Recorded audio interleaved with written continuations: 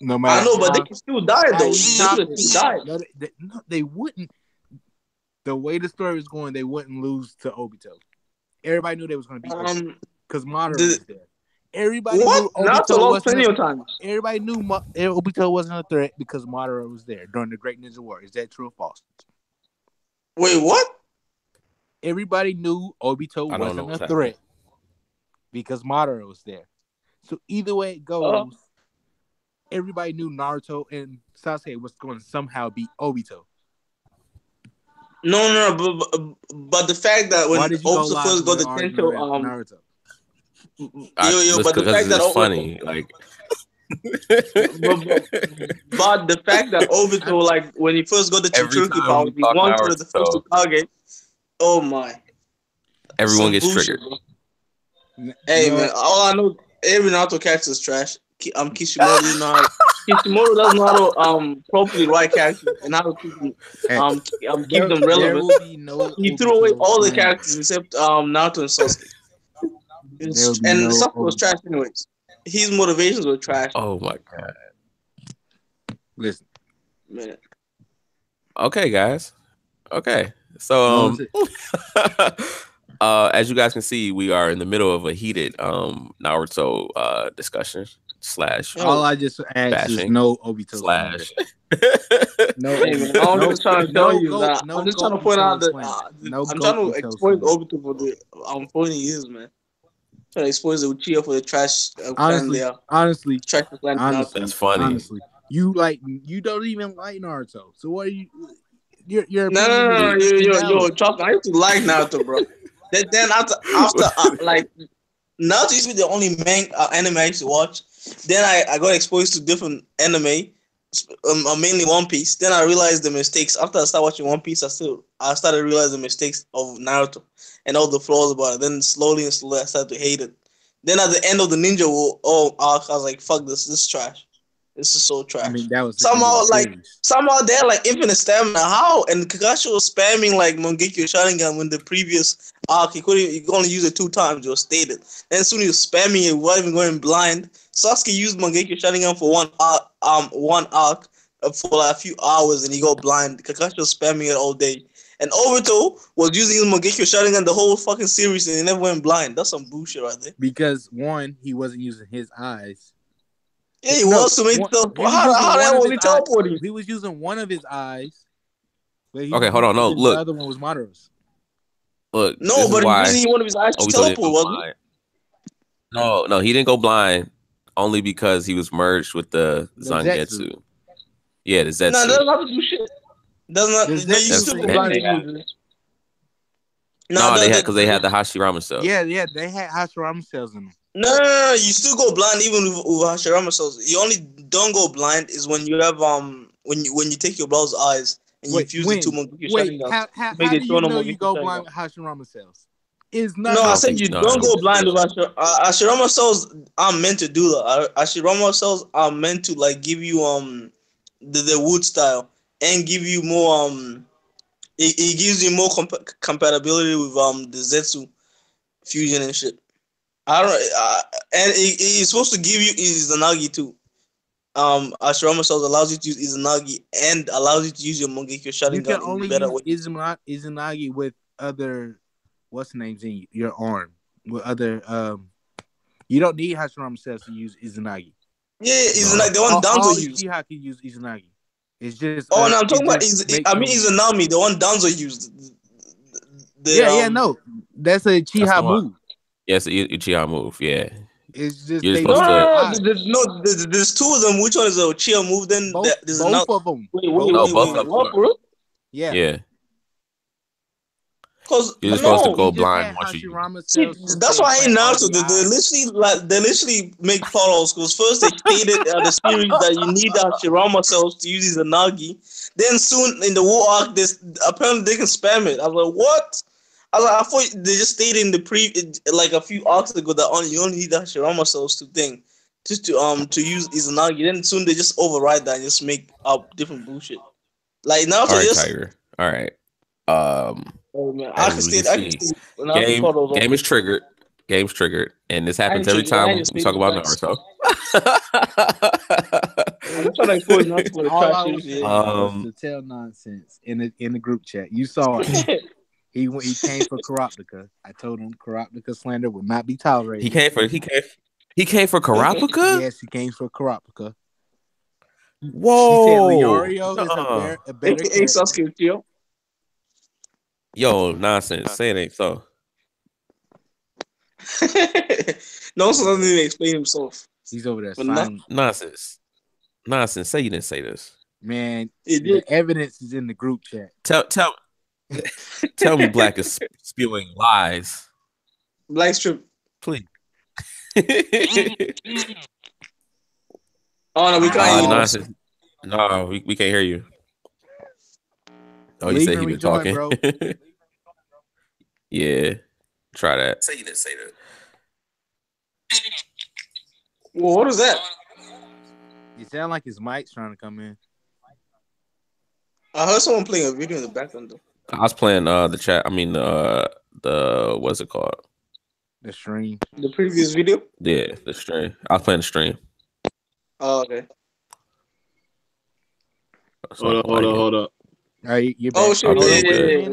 Yeah. I had to switch headphones. I can barely hear y'all on these, but now I was talking the whole time.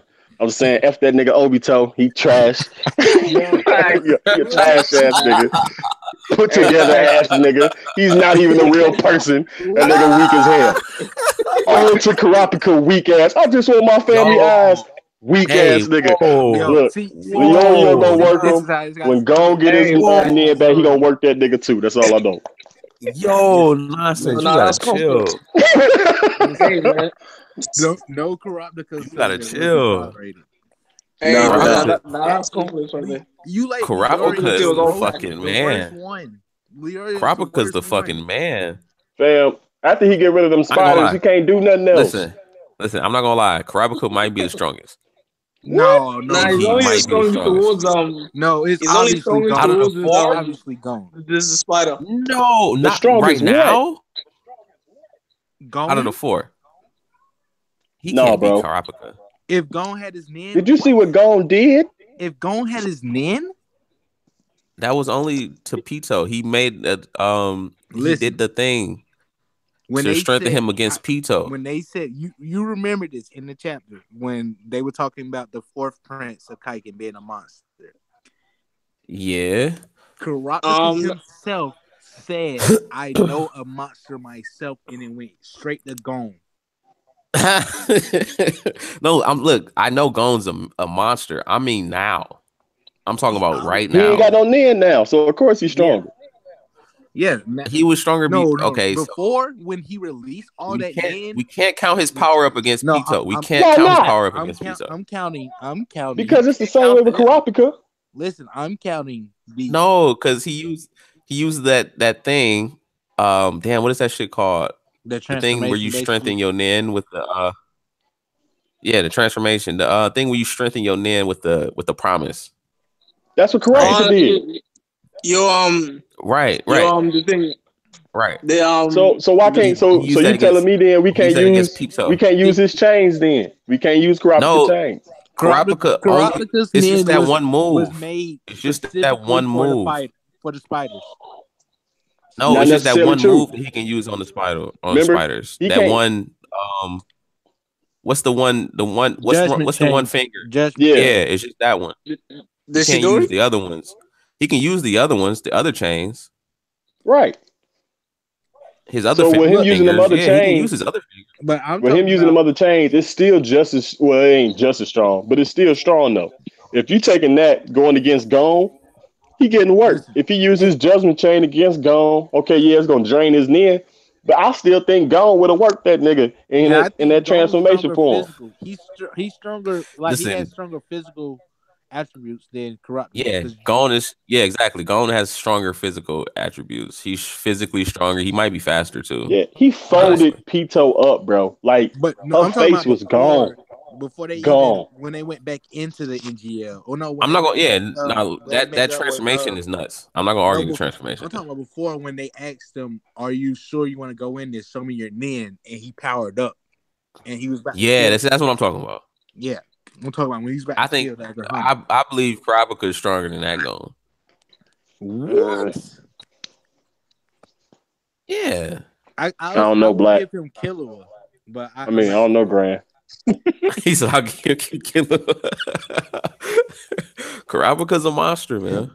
Especially when he uses the damn, what is it called? Oh, that the one where he can take people's abilities. Yo, yeah, Dolphin. I think that's what it's called. Yo, that shit is crazy. It is. I'm not gonna lie.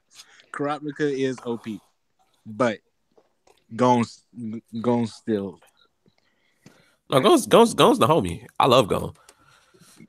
I wish I like Gon the best. I wish Gon was going to Dark Continent. I like Gon the best.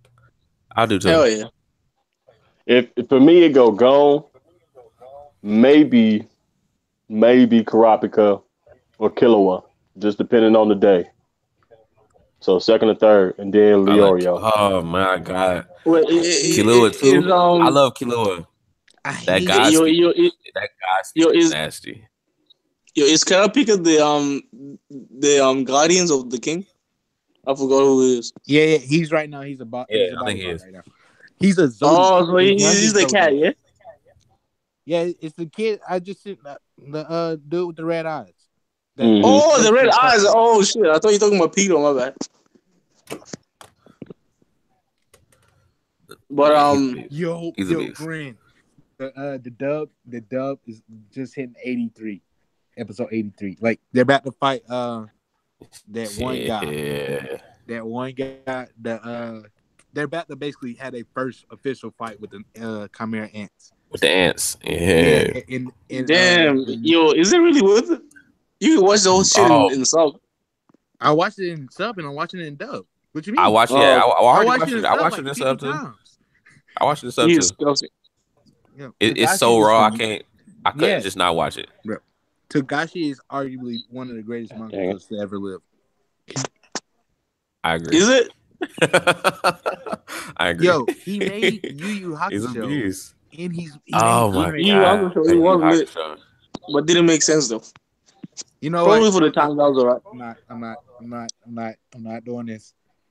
No, Yu Yu Hakusho is dope. Yeah, Yu Yu Hakusho is dope, but it's probably you can't compare. Oh, you can't actually compare. No, I ain't gonna argue. No, I'm not doing this game. I like. Nah, Yu Yu Hakusho like my favorite. It's like my favorite manga. Yeah, I mean my favorite anime. Yu Yu Hakusho is top 5.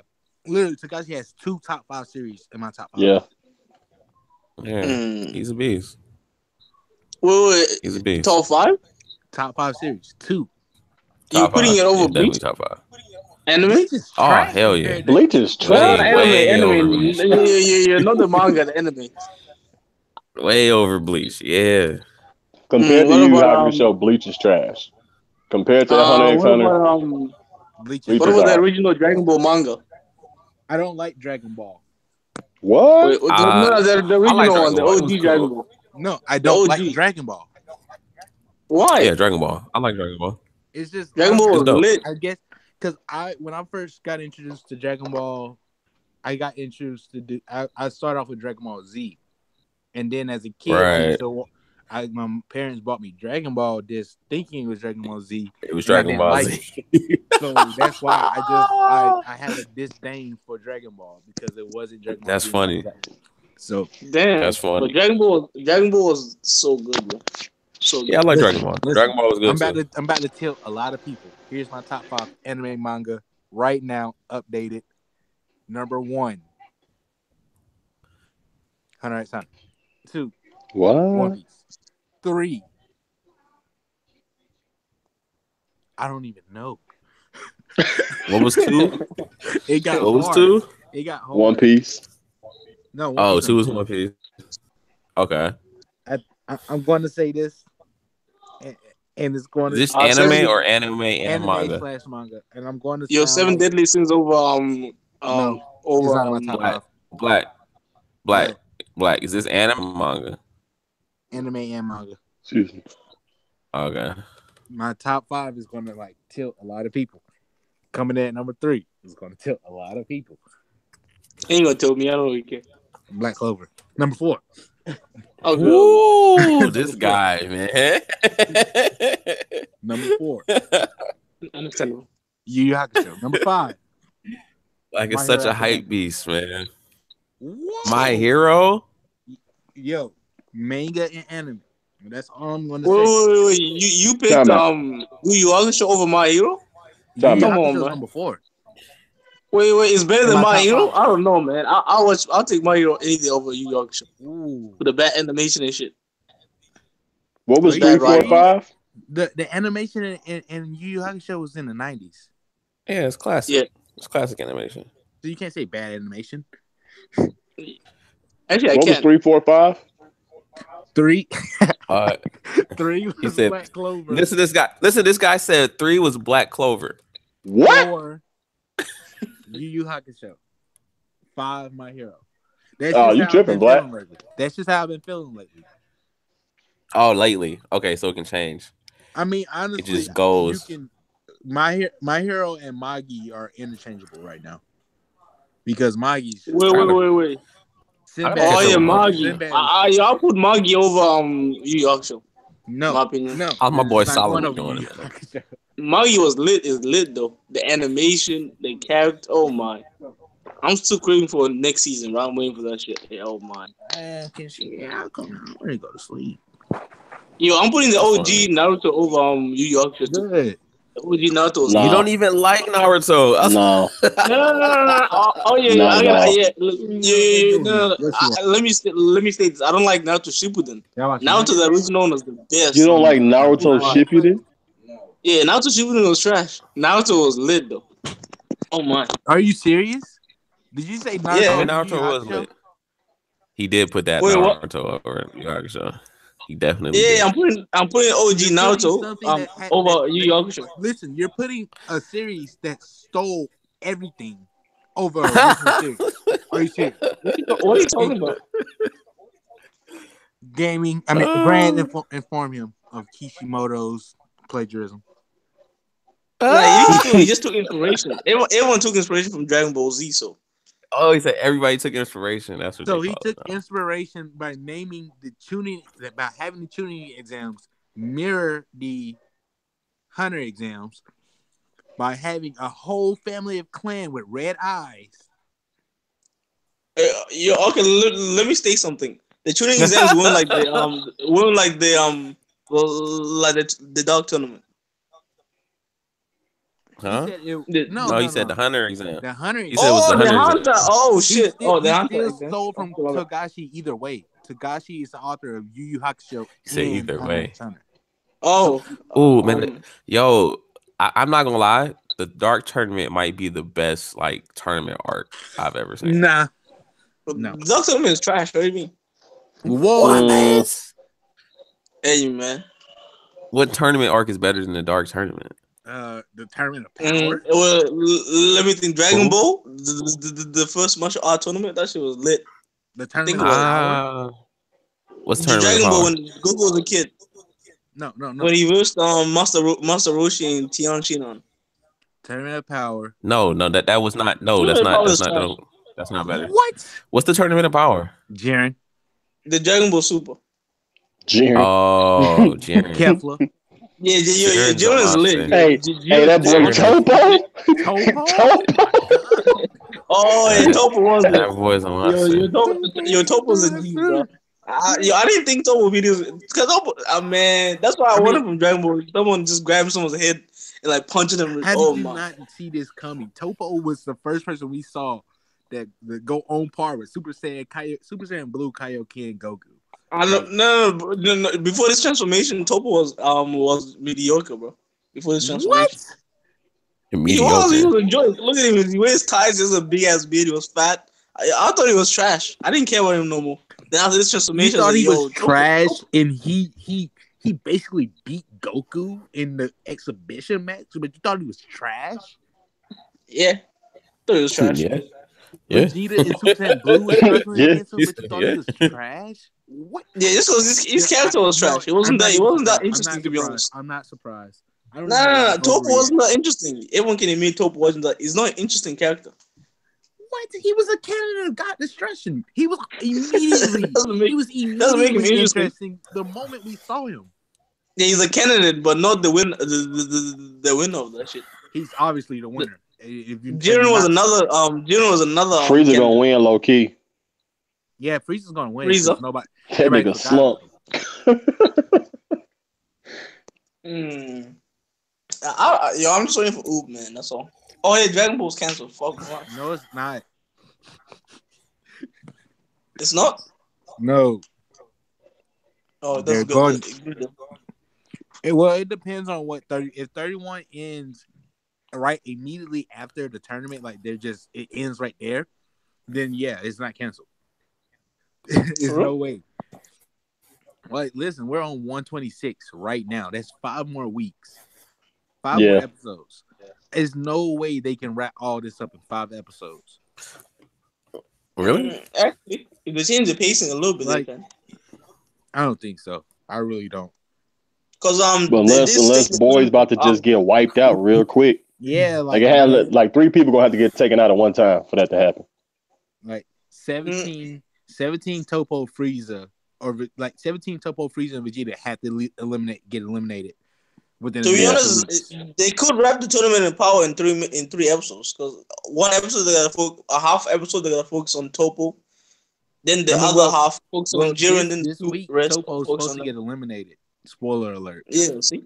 So come on, dude. Oh my. Who's all left in the tournament? Who's all left in the tournament? Topo, Vegeta, Android 17, Frieza, Jiren, and Goku. Oh. Yep. Won't they just jump the 2 people from the other universe? That's what they're doing. They are jumping. And Topo is mad right now.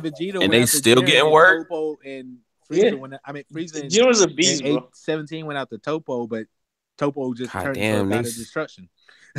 They still getting worked? God damn. Because Jiren's stronger than all the gods of destruction, that's why. Jiren's a beast. Nuts. What? Beerus has all Beerus says, oh, he's strong. He's not like he's over there sweating like, oh, we haven't even seen Beerus go 100%. Beerus is truly the strongest god of destruction. That's why Goku's trying to surpass him. No, let me explain. Ultra Instinct Goku, right? He's strong as hell, right? No, but it's not. No, he good. He got good reaction time. Yeah, he's not strong. He just has good reaction time. Only reason why he was strong the first time was because of the Spirit Bomb's energy was in him. Yep. But Vegeta whole ass didn't want to get none. I don't blame him, but that probably would have put him over the top. Yeah, that would put him over the top. I don't blame him. No, but we did see Ultra Instinct doing like a Kamehameha, a new one and shit, and it was crazy. But that's because that's his regular energy though too. We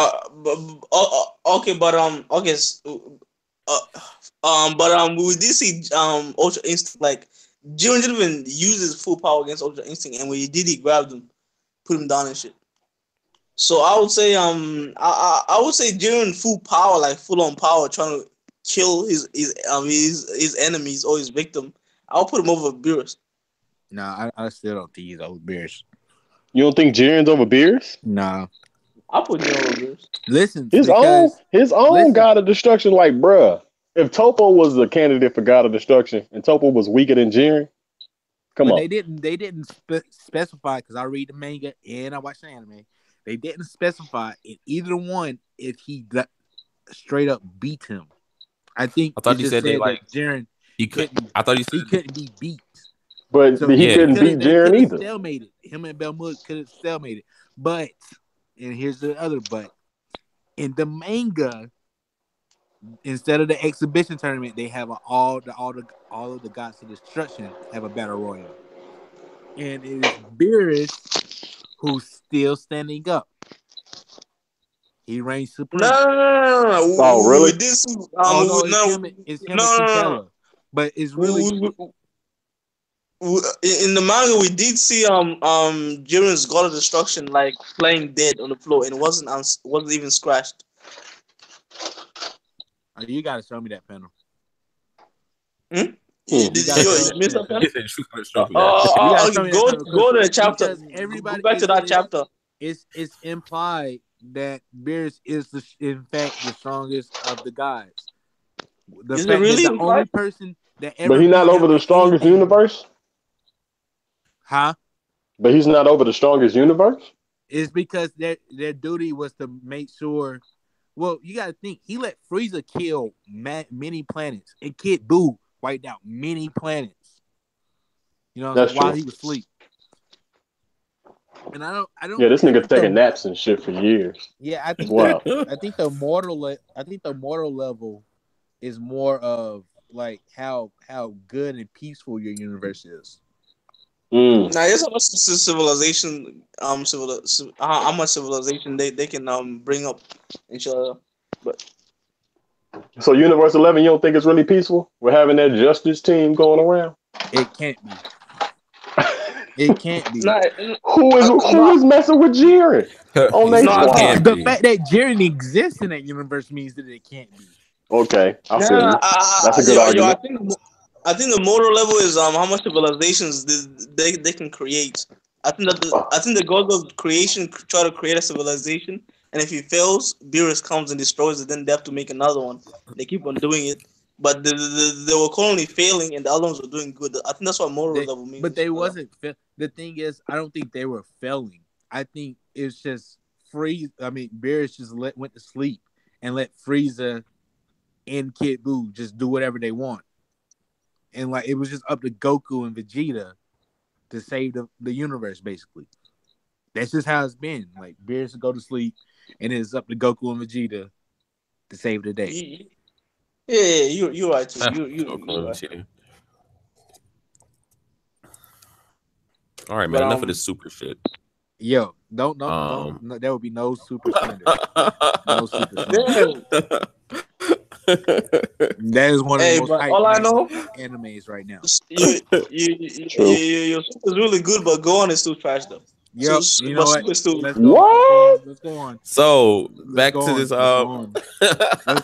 Can we place Katakuri? Can we place Katakuri? Wait, what? Can we replace Katakuri? Can we praise Katakuri? Can we just go on praising Katakuri? One Piece. One Piece. 893.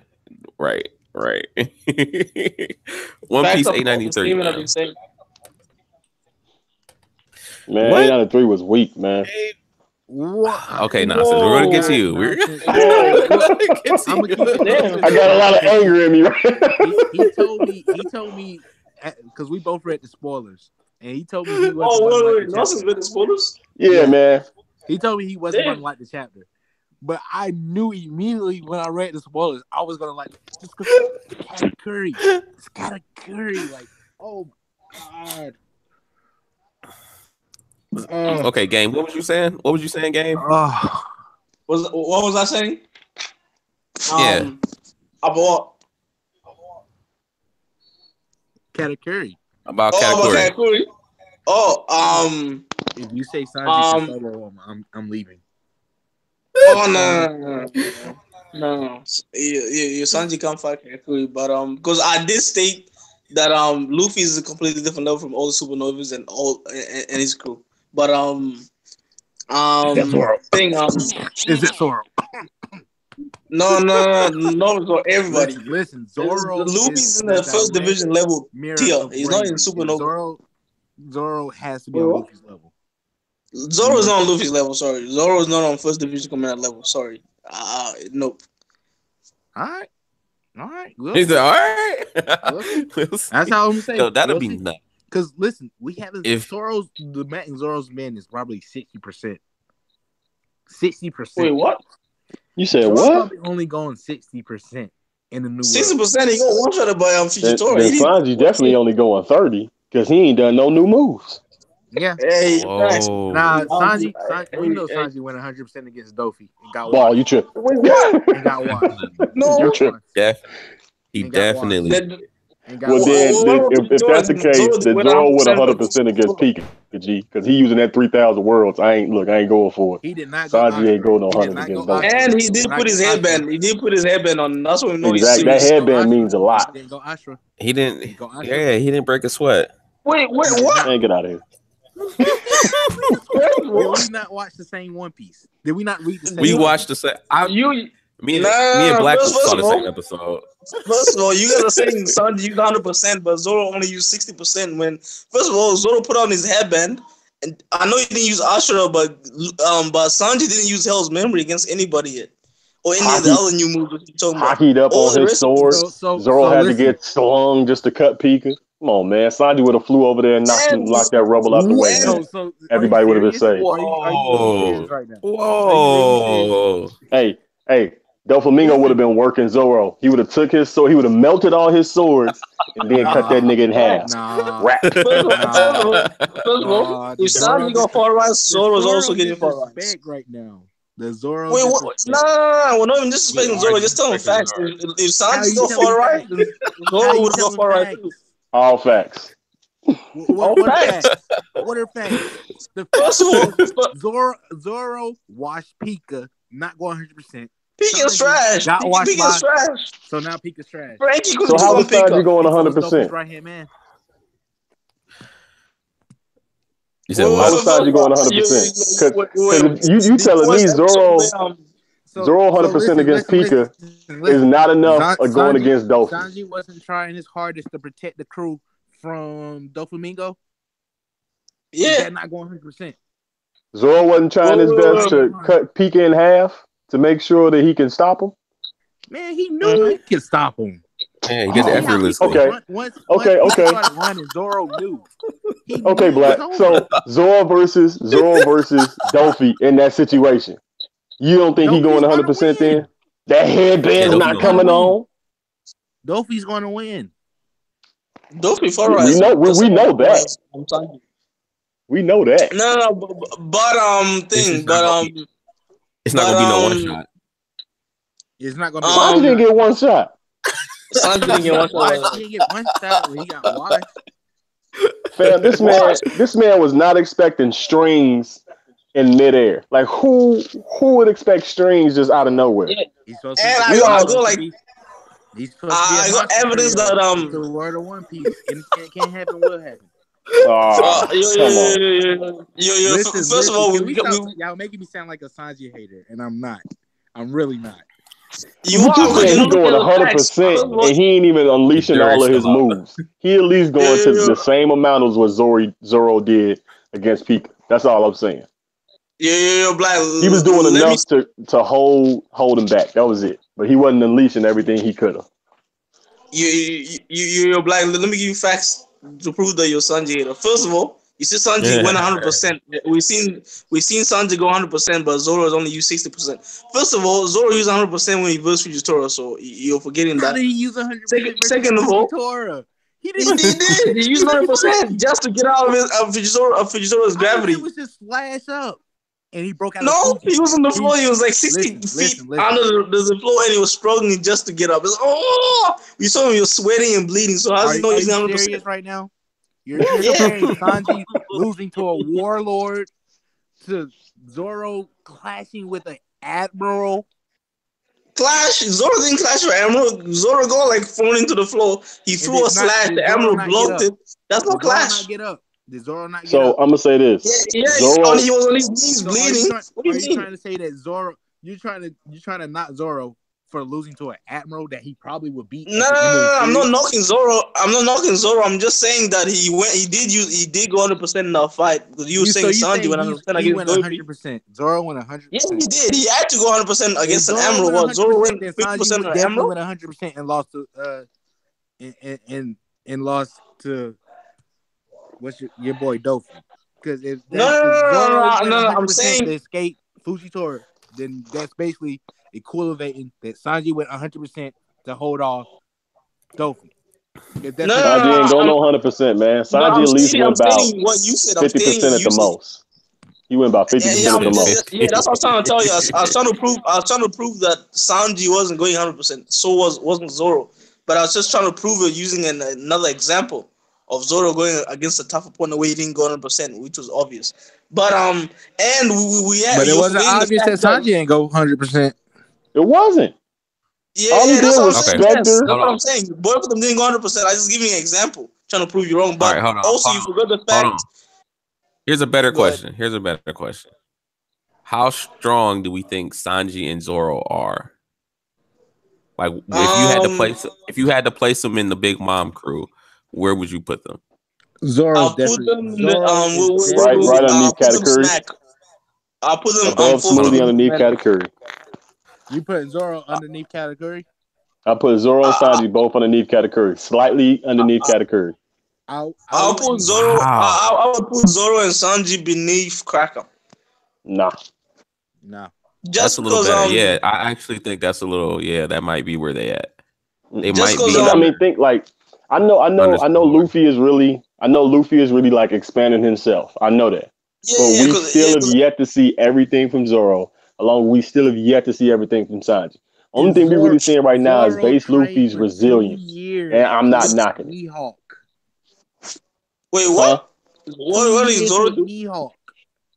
First of all, Mihawk didn't train Zoro though. Mihawk only taught him how to use Haki. Zoro was training with baboons, bro. Like that's it. Just baboons and sword. No. Afterwards, he literally we saw him beg Mihawk to train him. And Mihawk told him what to do. Also Haki. I mean, I'm the Haki. So Zoro was trying to get those baboons for 2 years. When he went out there, he came himself. He came by himself for 2 years. He went out there and defeated every one of them within the first. He defeated the regular ones within the first day or night. And then another group came out. No, it was the king that came out, and he was like, "Oh, now it's the king." So he beat the king. He probably beat the king in a week or two. So no. Okay, yo, Black. Let me ask you this: if you switch Luffy for Zoro and again when he fought Cracker, is Zoro winning? No. Yeah. Listen. Only because Zoro's not going to eat all the what's the name? Luffy had a huge plot device, and we all are going to. You can't ignore the fact that he had Nami help him soften the crackers so he can eat the crackers, the biscuit soldiers. That's the Crackers actually pretty strong. Like Crackers really fucking strong. I don't think anybody can beat Cracker one. I don't think they can beat Cracker. Like I reckon Luffy can beat Cracker. Sanji is going to heat them boys up. He's literally cracking them biscuits. Oda made Cracker so broken. I don't think so. Retcon him. He had to. Yeah, he had to. Because his Haki. He had to retcon this. His Haki is stronger than because his Haki is stronger than Doflamingo's. Armament. Yeah, that's what I'm saying. He couldn't. No, Dopey said like, "Yo, this man is look. Everybody wants to miss that part. Oh, well, Sanji got worked by Dopey. No, Dopey was like, hey man, this dude is strong. G. Erdo gave the same expression, and y'all putting this. Man, I'm telling you, Sanji with the heat against them biscuits, it's a wrap. All Zoro got is them swords, man. His Bosho Haki may be strong enough to go against it. We don't really know though. So are you trying to say that Sanji's going to survive for 11 hours against almost it wouldn't have took 11 hours. It wouldn't have took 11 hours. He can't beat Cracker. Cracker just I'm not stating any way that Sanji and Zoro beat Cracker. Well, no. I said I'll put Zoro and Sanji below Cracker. I'll put him with Snackers. I'm putting them above. They lowered the Snack. I agree, but I'm they lowered the Snack too. Sanji and Zoro are stronger than Snack. They lowered the Snack. They are nonsense, but I was arguing about. I don't know. You're saying Zoro and Sanji would be roughly around Smoothie. What's that guy's name? Yeah, I say that. What's that guy's? I say around Smoothie. Arush. I don't Smoothie's like stronger than Cracker. Like I think she's significantly stronger than Cracker. We don't know, but we know. Smoothie is stronger than Cracker. What are you talking about? So we don't know about Smoothie, but y'all saying Smoothie's stronger than Cracker. We know about Zoro and Sanji, but y'all saying Zoro and Sanji can't beat Cracker. They can't beat Cracker. Only reason how can they not beat Cracker? Because of his bounty. That's why I said we don't know, but we know because of the bounty. Okay. We're gonna play this out. We're gonna play this out because the issue was Luffy going into he didn't have enough to eat already. So he was already tired. But already tired. Just he couldn't break all those biscuit soldiers. He couldn't break through the because every time he would break the main one would pop out. Base. So hold on, even even before that was base Luffy and Gear second and Gear third. Well, when he went tried to Gear third he attack, still would break him and he'll make more. Like, yeah, exactly. And then that's when he did that Kong organ, and then he started working them. He was still cracking them. 11 hours. Are we saying that Zoro and Sanji are as strong as Gear 4 Luffy? No, I'm not saying that. That's basically that's what you're saying. That's what you have to be saying. I'm saying Sanji is close. I'm saying Sanji and Zoro are close. Yes. Whoa! See? I wouldn't say that. I'm not. Look. On a tier, if we putting Gear 4 Luffy at 10, I'm putting Sanji and Zoro at 7.5. Okay. I'll put Gear 4 Luffy. Go ahead. I'll put Gear 4 Luffy is like Gear 4 Luffy is like basically a completely different person from Luffy. Gear 4 Luffy is a beast. I'll put him like low emerald level, to be honest. Gear 4 Luffy, just from strength wise. How we see no one like Cracker wasn't stronger than Gear 4 Luffy. Gear 4 Luffy is stronger than Cracker. Right. We all can admit that. So I'll put Gear 4 Luffy is like nobody like strength wise. Nobody's beating Gear 4 Luffy like that. If you're not Emerald, you're not beating Gear 4 Luffy strength wise. Excuse me. So who's beating Gear 4? Katakuri. How's he stronger? No, Katakuri is not stronger. Okay, say you give at least Admiral level. He said if you're not at least Admiral level, you're not beating. But no. Excuse me. If you're not Admiral level, you're not beating Gear 4 Luffy. Wait. Stop. You're gonna forget the whole first part of the fight when Katakuri Katakuri worked him in Gear 4. I mean, no. I think it was a closer fight, but Katakuri took damage. But still, Katakuri. I think he's counting Katakuri though. Aren't you counting Katakuri? No, I'm not counting Katakuri. Okay, say you give Gear 4 unlimited time, right? No, and you put Katakuri versus Luffy. No, we just gonna take it as is, gaming. Take it as is. Don't go outside of it. No, you can't. No.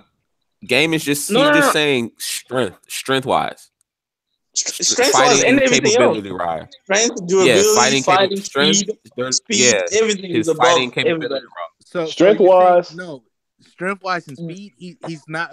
Well, strength wise, he may be slightly or equal to Katakuri, but Katakuri strength wise is stronger than Katakuri. Send him flying. What are you talking about? Oh no, I don't think he's strong. I think he's equal.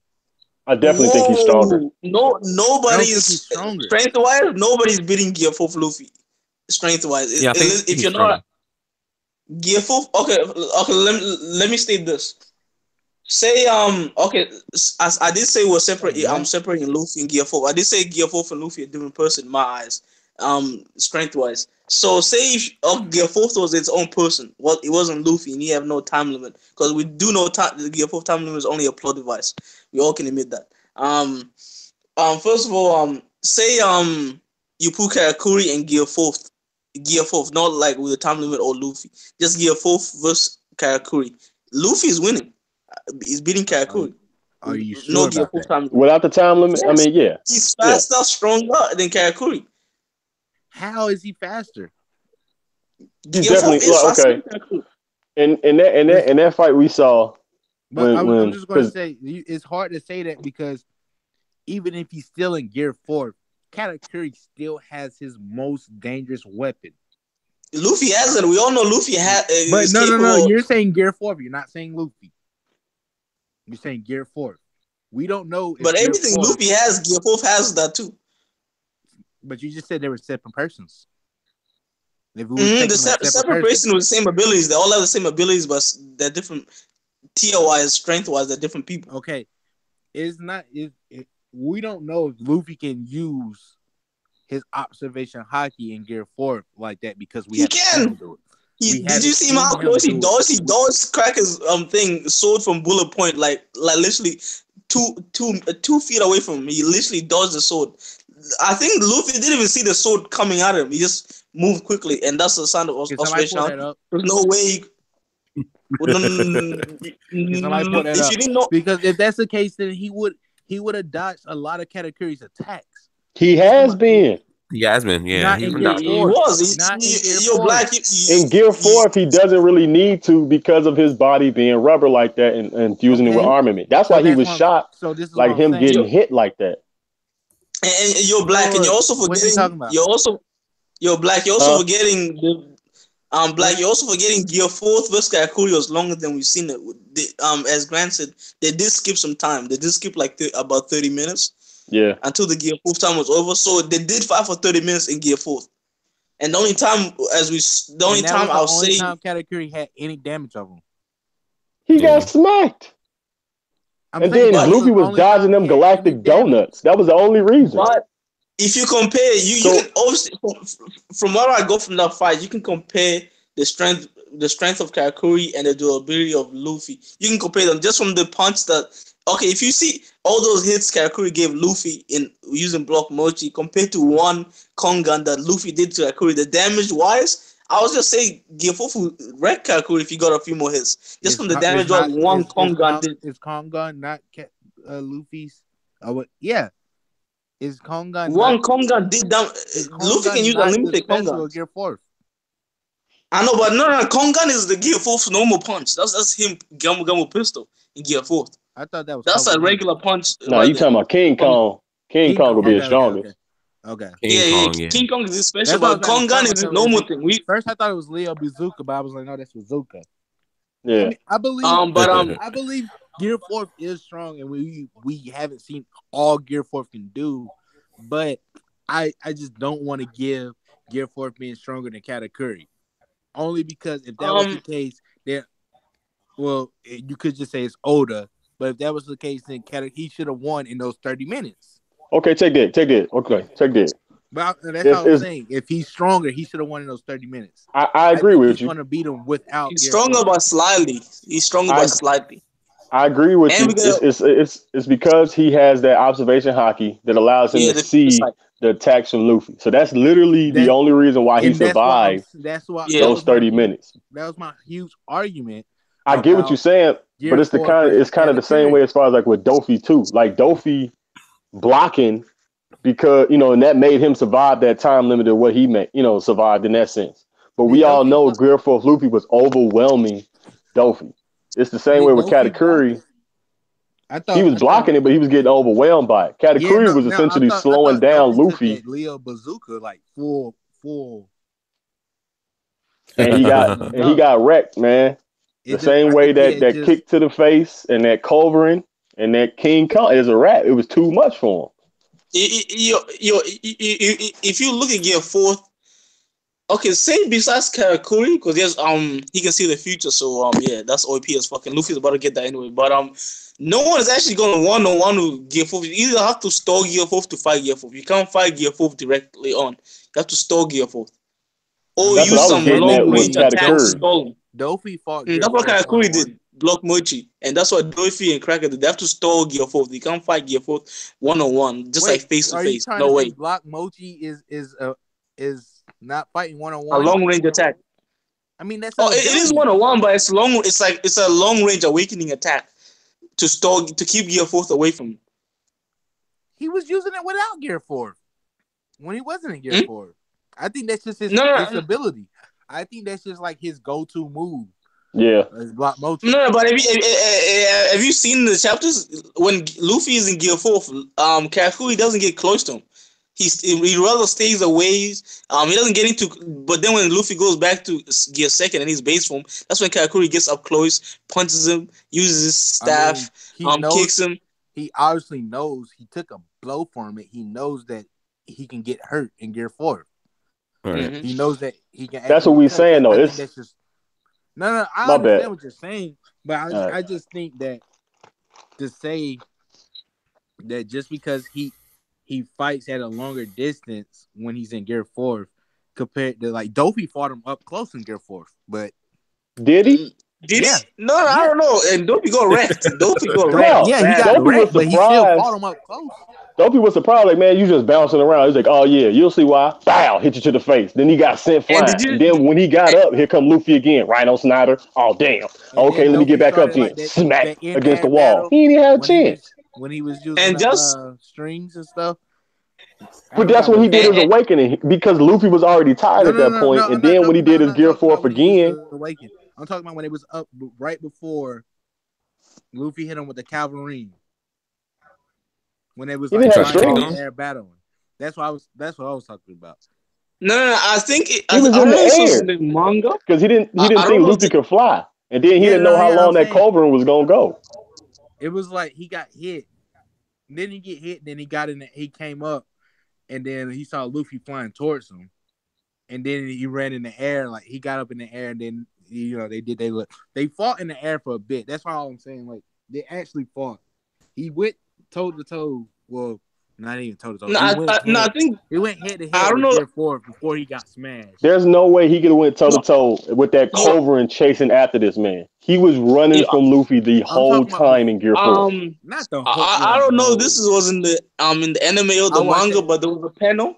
I think there was a panel where Luffy and Dolphy both actually punch each other with with a fist. Then Dolphy looked at his arm and his arm was all bruised up and shaking. And dismantled and shit is oh shit. I don't know if that was in the manga. I know that was in the anime, but I don't know if it was in the manga. I think it was. The only time he got up close is when he tried to kick Luffy, and he couldn't do nothing. That was the only time. And once he realized that, he was like, "All right, well, I got to keep a defense." And he was just trying to attack him from far away because he couldn't hurt him. So did Cracker too. Cracker did keep Gear 4 of Luffy away because Gear 4 of Luffy damage wise. What? Gear 4 Luffy does a lot of damage. And the only reason we do so much damage is because it's a spring. He's pretty much bringing all that impact to him, and it's so much force at that point. And that's what I'm saying. Like it's smart. It's very it's a tactical move on Luffy's part, but it doesn't increase his strength in a sense. The only thing he's doing is using the rubber to increase his strength. That's what I'm like. Physically, Luffy was just as strong as Ace. Physically, Luffy is just as strong as Zoro and Sanji.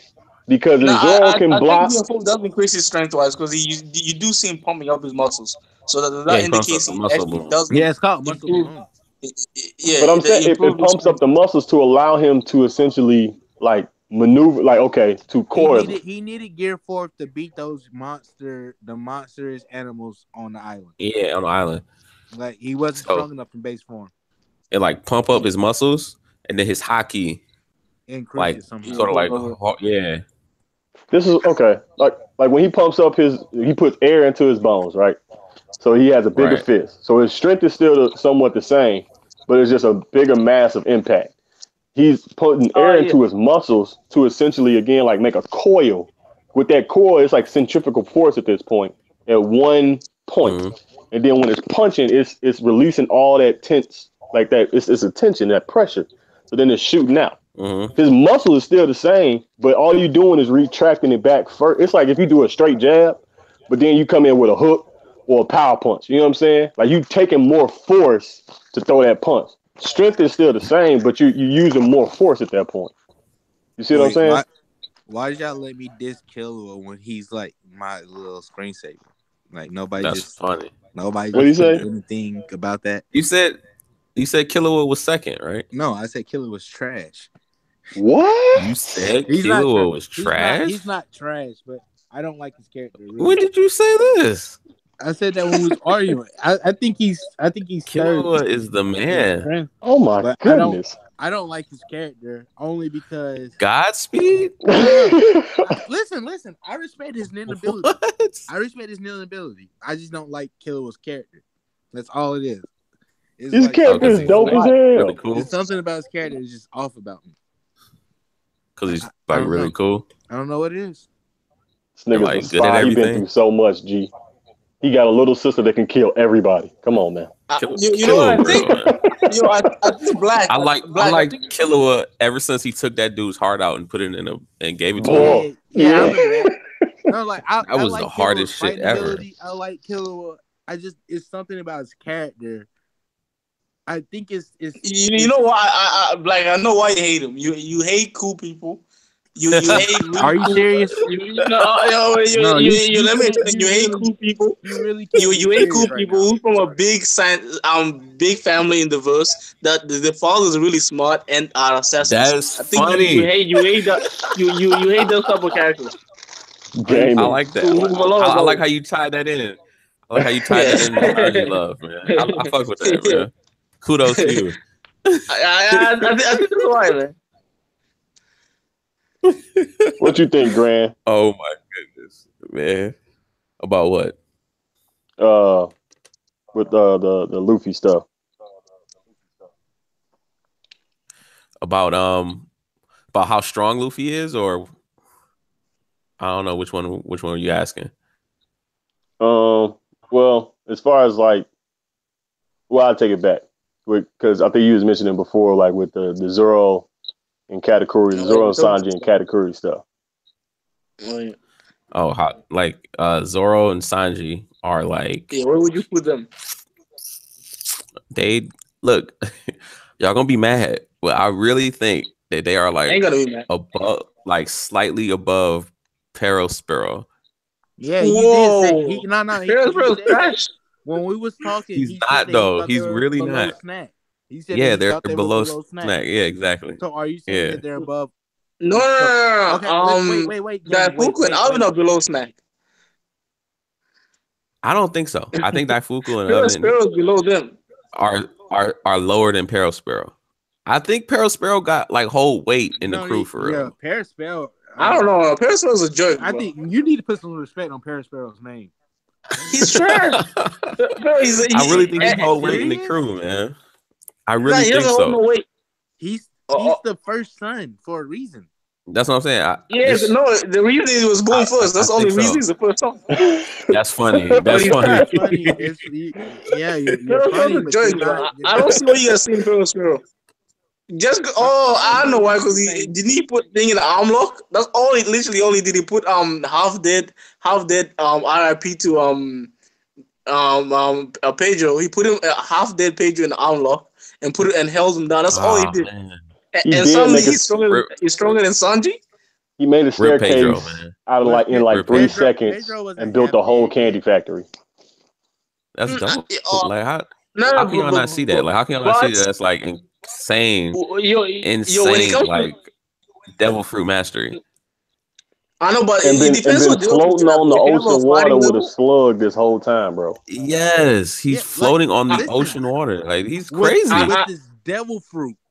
Yeah, he's crazy. Are you okay? Just because you have good devil fruit control and you have a good master of devil fruit doesn't like sometimes translate to combat. There's some people in the One Piece verse. Now, how does that help him battle? He can't do shit in battle. But I haven't seen him. He so took where's a point. Where's Perospero under Katakuri? I'll put Perospero on the oven. Perospero would lose like horribly to Katakuri. Like he horribly. Yeah. Easy. First of all, you gotta understand right now, Katakuri is just like you hot boxing me right now. Right. Perospero go like Katakuri is a beast, man. Like Katakuri, Perospero go beat by the Vince Moix. He got punched out, and he's like, oh, he was crying. He's like, oh, you punched me. He was hurt from the Vince Moix punch. That's how you know he's trash right there. So you're agreeing. So you're agreeing that all the Vince Moix are ass. No, I'm not agreeing they're trash. I'm just saying I'm agreeing if you're below the Vince Moix level power, if you're below the Vince Moix in strength, then you are trash. But if you're above the Vince Moix, to me are like anyone above the Vince Moix is good. Anyone below them is trash. That's funny. You know what a crazy line! Like that's a crazy line. I'm not. That is. But anyone below Yonji, he's not trash, but it's borderline. Yonji's the weakest one. No, I'm not gonna lie. No, Yonji's not terrible. Yonji is trash. Yeah, for him not to get a fight on screen makes him trash. He's garbage. I don't know what more I can say. I already proved facts and panels. What facts? Right. Like, what panels? He always says this. I told you. Gabe always says this. Yonji, when it comes to Yonji and Sanji, that's only part Yonji look bad, but when it comes to Yonji, when Yonji with Sanji, he couldn't hurt Sanji. Wait, I understand. He couldn't hurt Sanji. I get it. I understand why you like Yonji so much. Why? Sanji one-shotted him. Sanji, Sanji, we didn't see the fight. Sanji didn't one-shot him. You want to project Yonji to be stronger so that Sanji can look stronger. Is that not what he's doing, Greg? That's exactly what he's doing. I just feel like Yonji is heavily underestimated, even though we saw him like grab Daifuku, but he's like like his head and just put him to the floor, and people still underestimate Yonji's strength and say he's trash. When did he do that? When did he do that? Yeah, okay. And at the wedding, he grabbed Daifuku, put him on the floor, and stumped his head into the floor. No, Daifuku was like, He's like, Yonji, I didn't know you this strong. I thought you were trash. I didn't know you were this strong. But you guys want to deny that fact, and you guys want to deny the fact that Perospero got punched up by the oldest Vince Monk. I don't remember that. It's Ichiji. You don't wait. What? You forgot when Ichiji punched out Blue Lightning does. It's just got Ichiji. Ichiji is probably as strong as Sanji. He's probably like slightly weaker than Sanji. Yeah, like that's going to be. Ichiji's trash. What do you mean? Ichiji got one shot by Katakuri. Exactly. That's why I'm telling you. Katakuri would expose Sanji and Zoro. Okay. Oh no. The Vince Smokes are way below. The Vince Smokes are way below. I don't think Zoro or Sanji is touching Katakuri. I'm sorry. Okay. I would agree. I gotta put Zoro and Sanji at either cracker or smoothie level. Yeah. I'm okay with him being. I'm okay with Zoro being smoothie level and Sanji being cracker. Zoro. I'm just fucking. Whoa! I knew you were gonna cry. Whoa!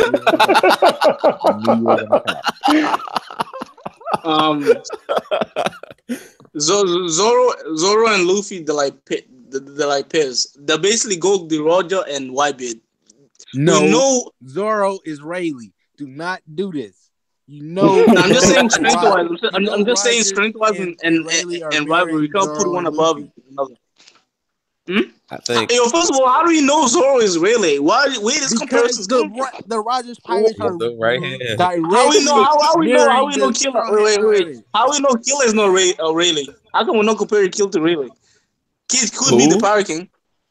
Killer. How come we not compare him to Rayleigh? Who? Why is Zoro Pacific? No, the Kid is not gonna be the Pirate King at all. Stop that. He could be. No.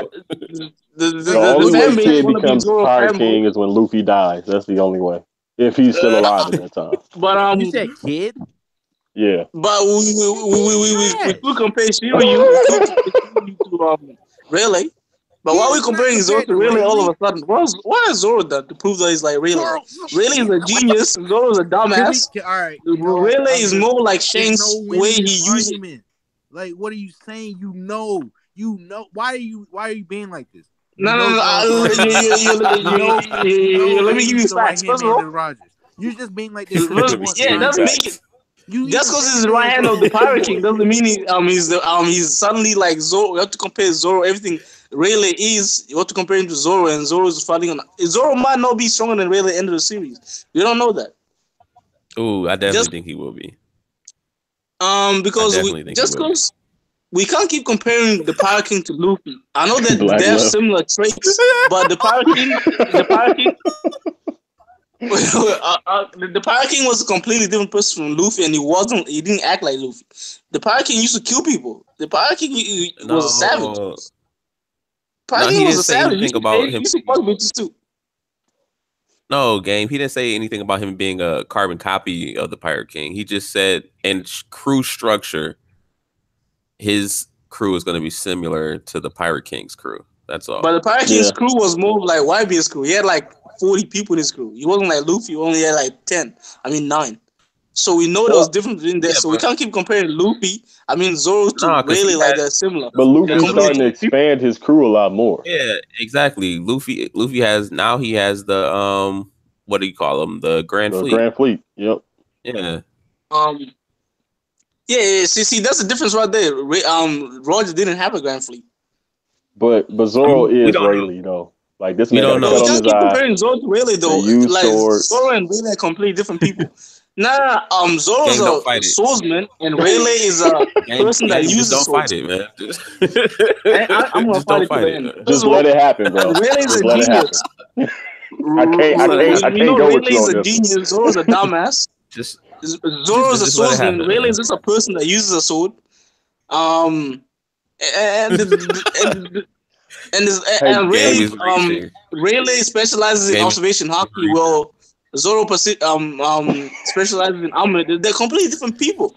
Stop. Why are we comparing? Hey, Grant. I want to touch on something that you mentioned before. You said Rayleigh probably has also for him to be able to fight against Kizaru, him having observation hockey to be able to see into the future. I believe that's true. Because when we got that flashback in this chat, that's what I was excited about. When we got that flashback, I was like, "Oh shit, Graham was right." Like, that's what I'm saying. You know, then that means Zoro would essentially have to be able to have that as well too. That's what I'm saying. Sanji, I think, telling you guys, has it. I'm telling you, all the strong people are gonna have that. Yeah, they're gonna be able to see. I agree. I saw this. I agree with. I saw this other stream. I think it was in Brogo's stream that said everyone has the different categories of hockey, observation hockey, and that's how I believe it is. Just like I think Luffy and Katakuri have just because they're similar people, and because they both have observation hockey and they act pretty similar. I think they had that kind of hockey where you can see the future. Then there's like there's Kobe's one where you can know what people are thinking. Then there's Rayleigh's one where you can tell see what happened in the situation. You can read what happened. I think there's all kind of different kind of observation hockey, and Luffy and Katakuri just happen to be so similar and have similar powers and willpower to have the same hockey. I think not everyone has that because Kaido won't have the Kaido. I don't know. Garp. I think he would. Kaido won't have what? I think he would have that. Future sight. I think he will. I don't think he'll need. I think he's gonna have more of a potent. He doesn't need it because he doesn't need to dodge. Marco didn't have it. But he's gonna be able to hit Luffy, so he's kind of gonna have it. If Luffy's gonna get, if you foresee Luffy getting future sight, if you foresee Luffy getting future sight, then someone fighting Luffy has to have future sight of some sort. Nah, I think you guys are overestimating. You guys are overrating. You think Big Mom has it? No, Big Mom doesn't have it. Ocean used already. I don't know if you guys. I think me and Game and Black talked about. I told them about this. I said Big Mom has her future sight can see further than Katakuri's, but she doesn't. No. Why did she use it? Katakuri was spamming future sight. But Katakuri was spamming future sight at the wedding. Well, she wasn't. She was just clueless. So she's like, what up? She doesn't. She doesn't. She had to show you. But if she was fighting someone like Katakuri, who's able to see the future and predict his way into, moving his body out of Big Mom's way, to counter that, she would use further future sight for like 1 or 2 shots. I think you guys are overrating future sight. Maybe future. You know how One Piece does this kind of anime shows when it's a certain arc and they focus on a certain ability, they make it look so OP. Then when it comes the next arc, a few arcs, it starts diminishing. You're like, oh, it wasn't OP as we first saw. I think that's future sight. I think future sight. Right now it looks unstoppable, but later on, game. You're saying exactly what I'm saying. Everyone's gonna have future sight. No, I'm not saying everyone's gonna have it. I'm just saying it's gonna diminish and it won't be as important. All the strong people, all the strong ones are gonna have future sight. I think they don't need future sight. There's ways you can kind of future sight. I think Big Mom just more so. I don't think she can see into the future per se. I see what you're saying though. I do. I don't think she has observation hockey at all. Like, I ain't gonna go that far. How could she beat someone like Katakuri? If Usopp has observation hockey, then Big Mom has observation taking that nigga's soul because he's scared. I don't think that's funny. He's probably scared of. That's funny. Scared of her. I mean, you got to think that's his mother. Yeah, but how would she? How would she hit him? He grew up with her terrorizing and like taking people's souls. True. What can I do? I don't think she loved any of her kids. I honestly feel like if she goes down this arc, they leaving. Like it's disbanded. I mean, I think she loves. I think her love is I do think Katakuri loves her. I think she loves her kids, but I think it's warped just because her total sense I think she hates Sparrow though. I think she hates Sparrow. I don't think she hates Sparrow. You see what she said when she said that means my first. She said she'll kill him. That would make my son a liar. Yeah, exactly. Nah, but she did say she will kill her own son right in front of him. I was like, whoa, come on. Already killed her. She has more food than her son. Yeah, think about that. Exactly. Except Katakuri. The start of the arc, she killed her own son. Yeah, he was trash. He was far away. He probably didn't even know who he was. Son. Yeah, but he's far away. No one cares about him. No, even Big Mom probably didn't care about him. He was probably useless. He probably didn't even contribute to the thing. I think the more you contribute more to the Big Mom powers, the more she would care about you more. Just like how she didn't care much about Lola and stuff. She would basically use them as pawns. But the top ones like Katakuri, Smoothie, Cracker, they're the ones she really cares about because they contribute a lot. And that's why they ever married them out. As you see, Katakuri and the rest of the Suiko men, they don't get married out like the other ones that she doesn't care about. The other ones, if you have that much kids, you're not gonna care about all of them. To be honest, as much as the first ones and the most strongest ones, the ones that are valued to you. So I think she doesn't care about most of them. Like she didn't care about Lola. She wanted to kill Lola, and she wanted to kill her twin sister. So I don't think she cares about all the kids. She wanted to kill Lola because Lola fucked up the marriage with the Giants. But she wanted to kill the twin sister just because that. Because she looked like Lola. Because she looked like Lola. Yeah, exactly. Yeah, that's petty. That's petty right there. That's so petty. But that's Big Mom. She killed this nigga because she didn't have no food, bro.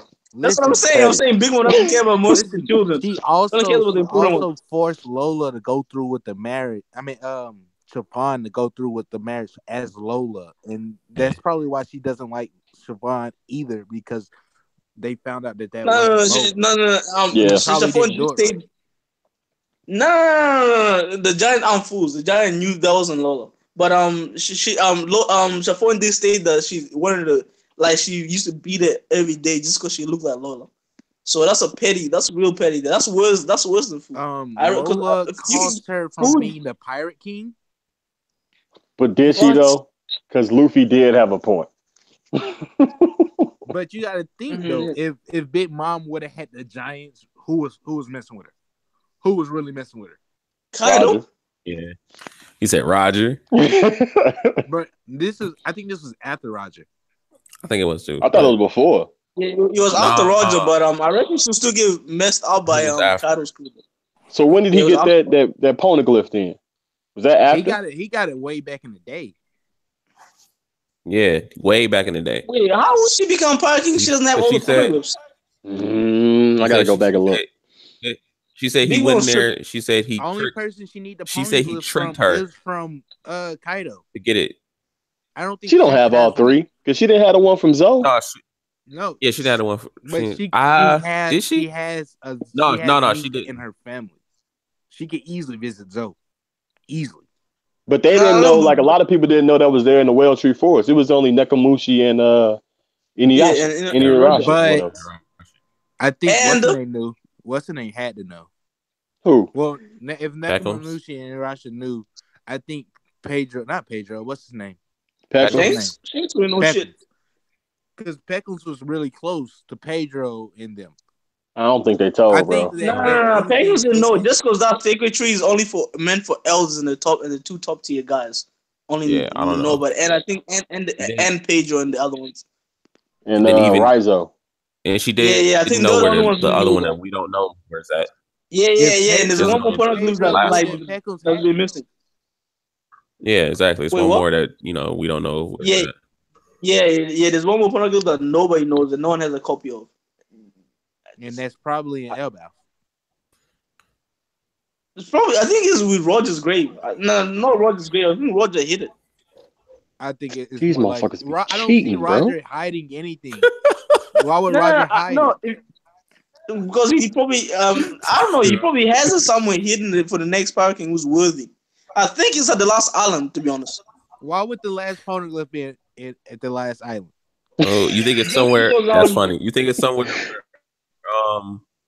that Shanks is keeping? I say it's in Elbaf because not too many people go to Elbaf.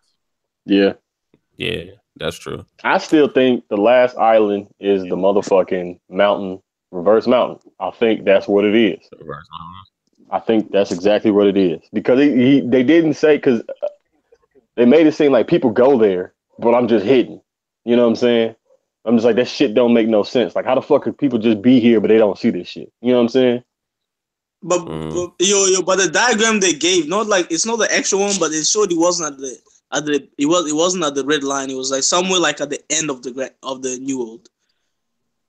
But the end is like getting back to the reverse mountain, isn't it? Or no? Yeah, it is. It is, but I don't know. 5, 7, 5, 2, 3, 4. I don't know. Like, because that map throws me off. Because it just seems like it's split into 3 different parts. You know what I'm saying? Unless it's just split in half from the red line. You on this half, and then you go to the new world on this half. So it's like, okay, but then you gotta hit that red line again. No, okay. I think the grand line is like a straight line that does a 360. Actually, that does. It's a one. I think it's a 160. Actually, it's one line that goes from the start of the New World. Actually, what the? I know if you go straight for the grand line, you're gonna end up on It's okay. Well, I saw a map of it. I don't know. No, because I knew what it was. I saw the map before. I think it starts from the grand line. Then the second after the grand line is the New World. Then I think you can't go past it. After you go to red line, you can't cross that. Because there is no grand. The grand line is in the other sea. Okay. That's what I'm saying. So you got reverse mountain, right? And then you got east blue, you got west blue, you got south blue, you got north blue.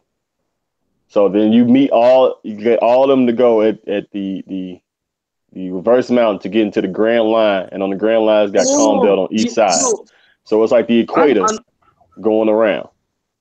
Then it gets to a certain part to where it's another reverse mountain. Then they're like, no, now you go to the new world. You either got to go over the top or you got to go underneath through Fisherman Island to get there. Yeah, now I just remembered how it is. It's like I think you're right. It's like the red line and the grand line currency is what separates all the seas, the 4 seas, and you just go around it and sit in a circle. And all the motherfuckers meet at one point, which would be all blue. I feel like, and along with the fact of you get all 4 of them poneglyphs, it's either gonna drain the water or it's gonna make the water rise. Because for Roger, like, man, we're gonna turn this world upside down. I'm like, that's a key point in that. You know, like it has to mean something. Unless he's just saying, just saying it. But I feel like it means something. Do you think we're going to the moon? Yeah. I feel like we need to. It's 7 moons, of course. I think so too. One of them motherfuckers getting destroyed again. Was it 7 moons before in that cover story? When it didn't get destroyed, it just got blown. A piece of it got blown up. That's right. But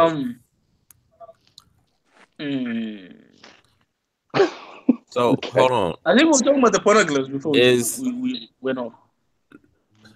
No, we was talking about Perispero, right? Perispero, yeah, exactly. Grant, I don't see how you think Sanji ain't beating Perispero when Luffy Red Hawk. Yes, Sanji's definitely one-shotting Perispero. I said he's beating him because Sanji's one-shotting Perispero. I said they were, above. I said they were slightly above Perispero.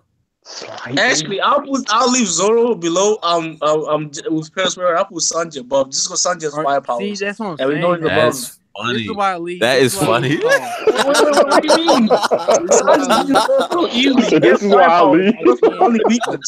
I really can't. Like... Wait, what do you mean? Wait, you think Sanji would beat Perispero, but Zoro would? Zoro goes Sanji is weaker. You did it on Perispero, but now you saying Zoro can't beat him? What?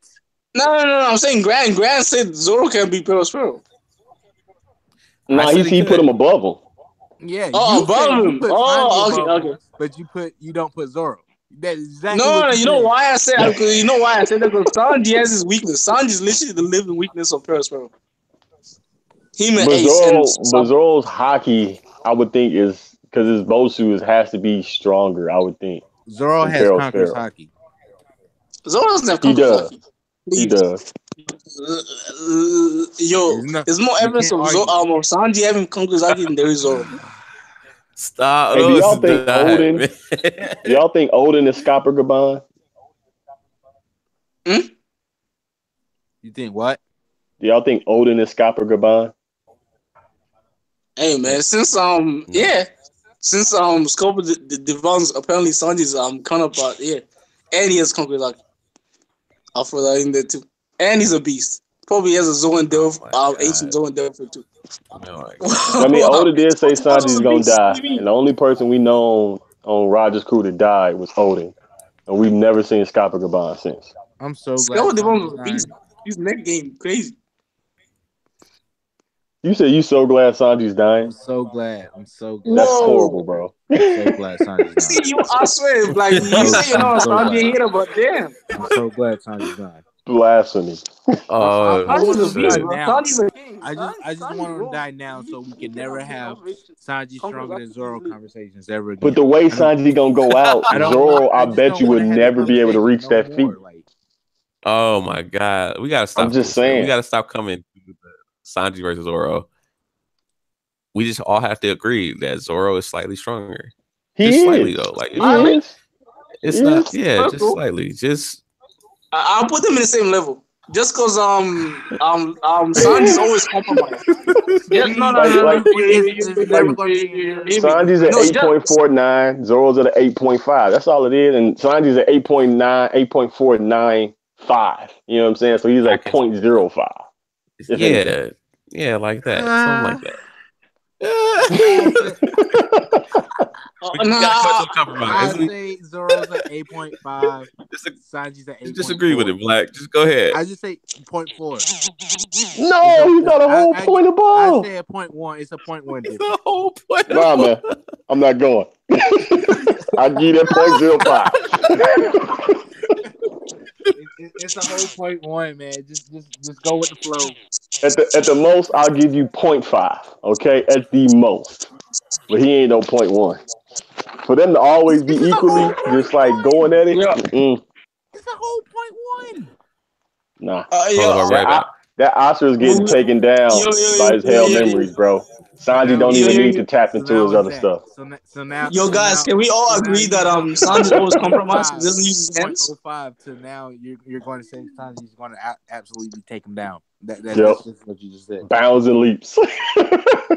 Let me just say this: in a fight, in a 1 out of 10 fights, Zoro is winning 5 fights. Sanji is winning 5 fights. If they all fight, there's an equally chance of them each beating each other. Zoro's winning 6 fights. You guys haven't actually thought about the matchups between Zoro and Sanji. Sanji has a matchup matchup wise, Sanji's dangerous matchup for Zoro.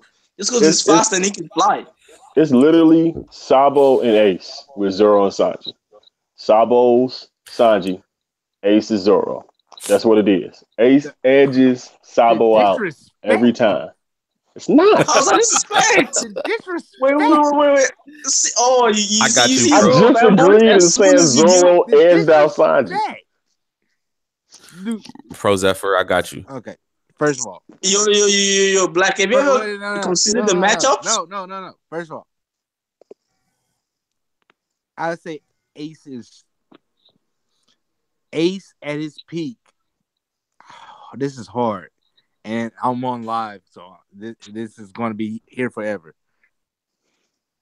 I don't think. Oh, it's hard for me to say that. Damn. Wait. You think Sabo's stronger than Ace? Because that's facts. Oh, nah. See, that's hard for me to say. And no. Both with the mirror. Both have the mirror. You said what? I'm taking Ace. If they both had the fire fruit, Sabo Conquerors Haki.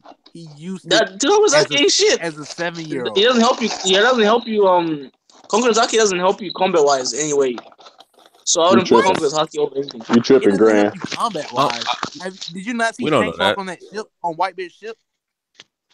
Well, what does that have to do in the combat wise? What's that doing? What's Conquerors Haki? That will it makes your will. It wills you to fight, bro. It keeps you going. It gives you more endurance, as we can see with Luffy and Katakuri. Yes, and then Luffy fought. He took out 50,000 fishmen. Are you serious? Yeah. No, I'm just saying. Okay. Well, first, if you're not Farah, Conquerors Haki doesn't do anything combat wise. If you're versing, if you think about it, apparently it knocked out Flambebe. She was trash. She's trash. You said Bay? Flambe ain't Bay, bro. Flambebe. I'm just, you remember the what's the dang on? You relax, bro. She's 13. No, I'm talking about I'm not. Listen, trust me. That's funny. Yeah, I don't know. You said trust me. I'm not. Florges previous evolved form. Wait, what? Funny. Florges pre-evo. Oh, Zeta. Oh. Yo, Zeta. What do you think about the Zoro versus Sanji argument? What's good, Zephyr? I think it's the most toxic and worthless argument to ever exist. Why? Because Zoro and Sanji are equals? No, it's not even that. It has nothing to do with it. I've heard this argument maybe 100 times in this community, and I'm sick of it. Wait, why? Because okay, you gotta admit, Zeta. It's because the Zoro fanboy is always taking too far. It doesn't matter. Either or.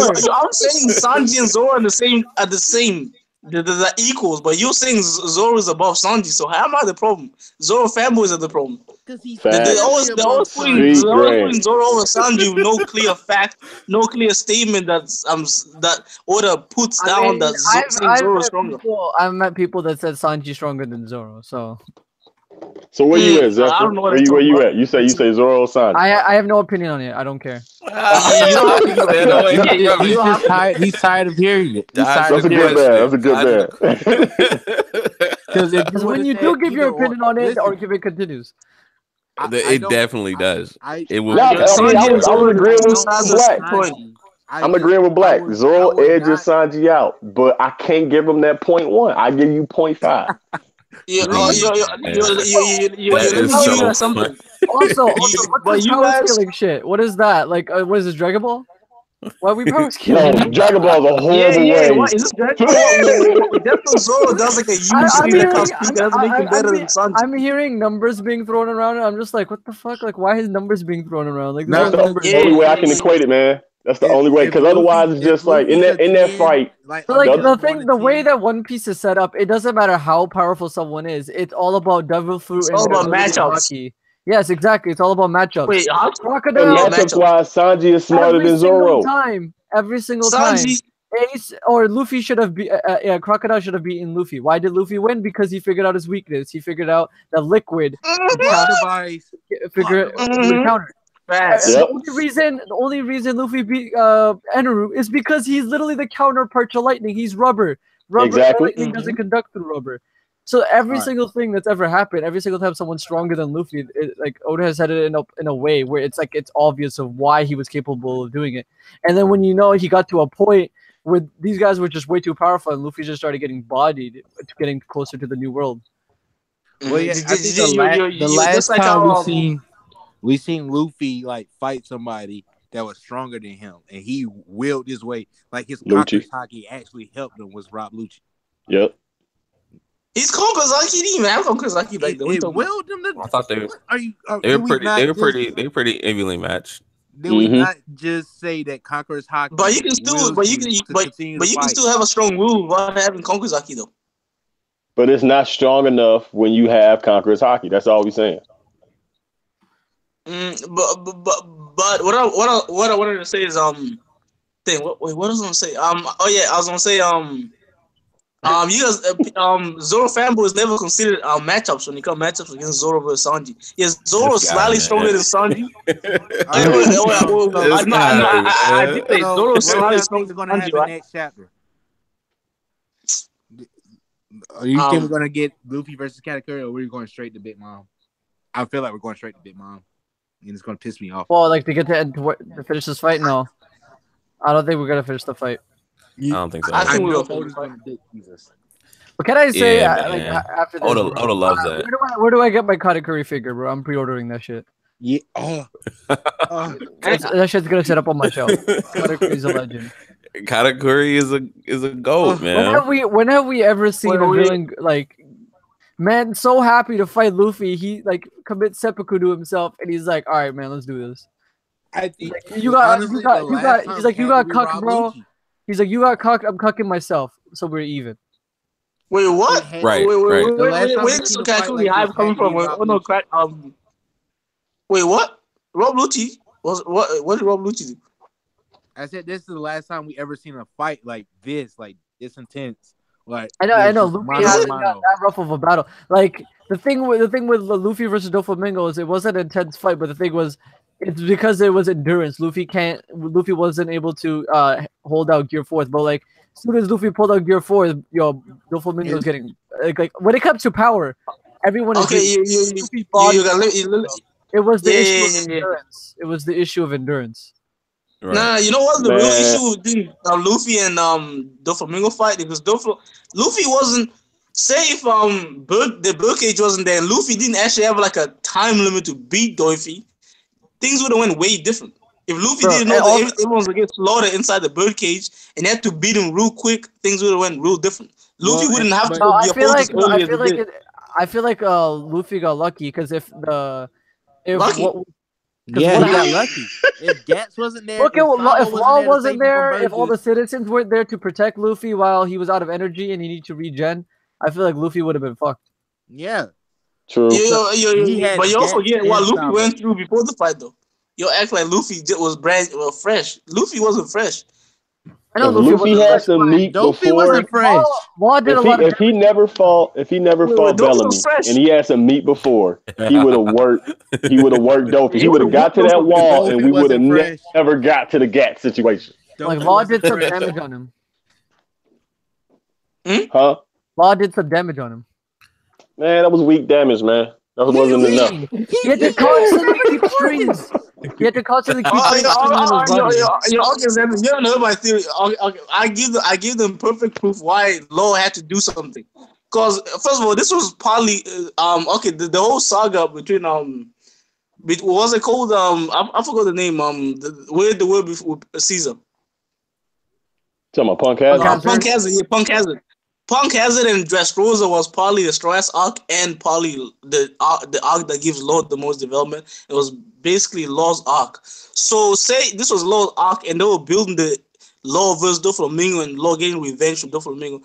Think about it. If Law didn't get that gamma knife or whatever he did Law would have been mediocre. That was basically his arc where he was supposed to do something to Doflamingo, get his revenge for years and years, then end up not doing anything. And remember, Oda had to give him something. And remember, Oda said he didn't even want to put Law in the story like that.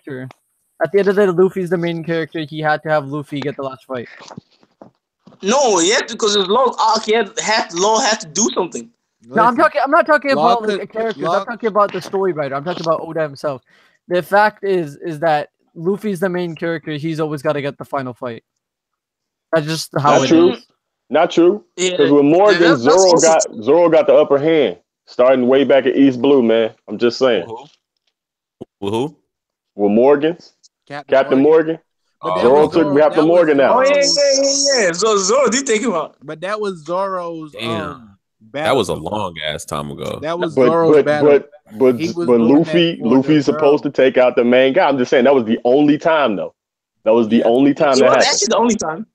You can technically count Kuma as the final villain of Thriller Bark, and Zoro did get his final shot.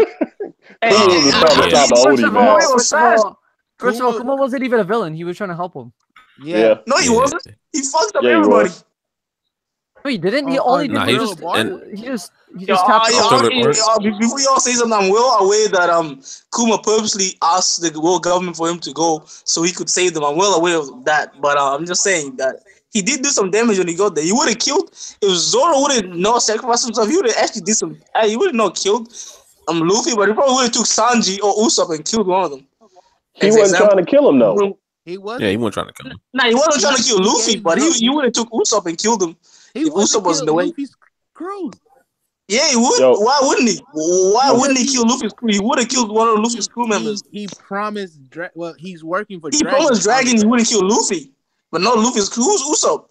He would have fucked up Usopp, one of them. If he would have got Chopper, he probably would have. Yeah, that's why he was. That's why he was taking Luffy's pain and willing to put it in Zoro. Yeah, that's one of the reasons. Oh my fucking goodness! What does big news mean? 81 to 50. Get the fuck out of here, man! Nonsense! Don't post this shit. What happened? No! No! That's the Cavs. Getting that work. Yo, listen. Yo, the Cavs, the Rockets who slaughtered the Cavs. I'm rocking with James Harden this year. I was rocking with James Harden last year. That's crazy. But I'm rocking with James Harden hard this year. Nah, Black, you seem like a James Harden hater from the way you think about Sanji. You know what? You seem like a James Harden hater. Hey man, fuck the NBA, man. Back to One Piece. Yo, I have control over the chat in my phone. I can mute niggas on my phone. What's up? What's up? Damn, you all muted me. What the hell? Catch this mute. Catch this mute. You said catch this mute. That's crazy, man. So we was talking about 893, man. Y'all, I want to say why it's so bad, but I'm gonna let y'all go first, man. No. I need to hear nonsense because when we read the spoilers, go ahead, nonsense. Said no. When I read the spoilers, you made it seem like it was so hyped. So I'm like, all right, let me check this out. And I was disappointed when I read the spoilers. I'm like, gee, what is this? This is the same stuff we've been getting this whole time. Like, there's nothing changed. Anything I can do to you, I can do it better to myself. I don't care. We should have got that in the middle. We should have got that in the middle. What you say, Zephyr? I mean, I got pretty hyped. Like when I read this chapter, I think it was one of the best chapters in the last 20 chapters.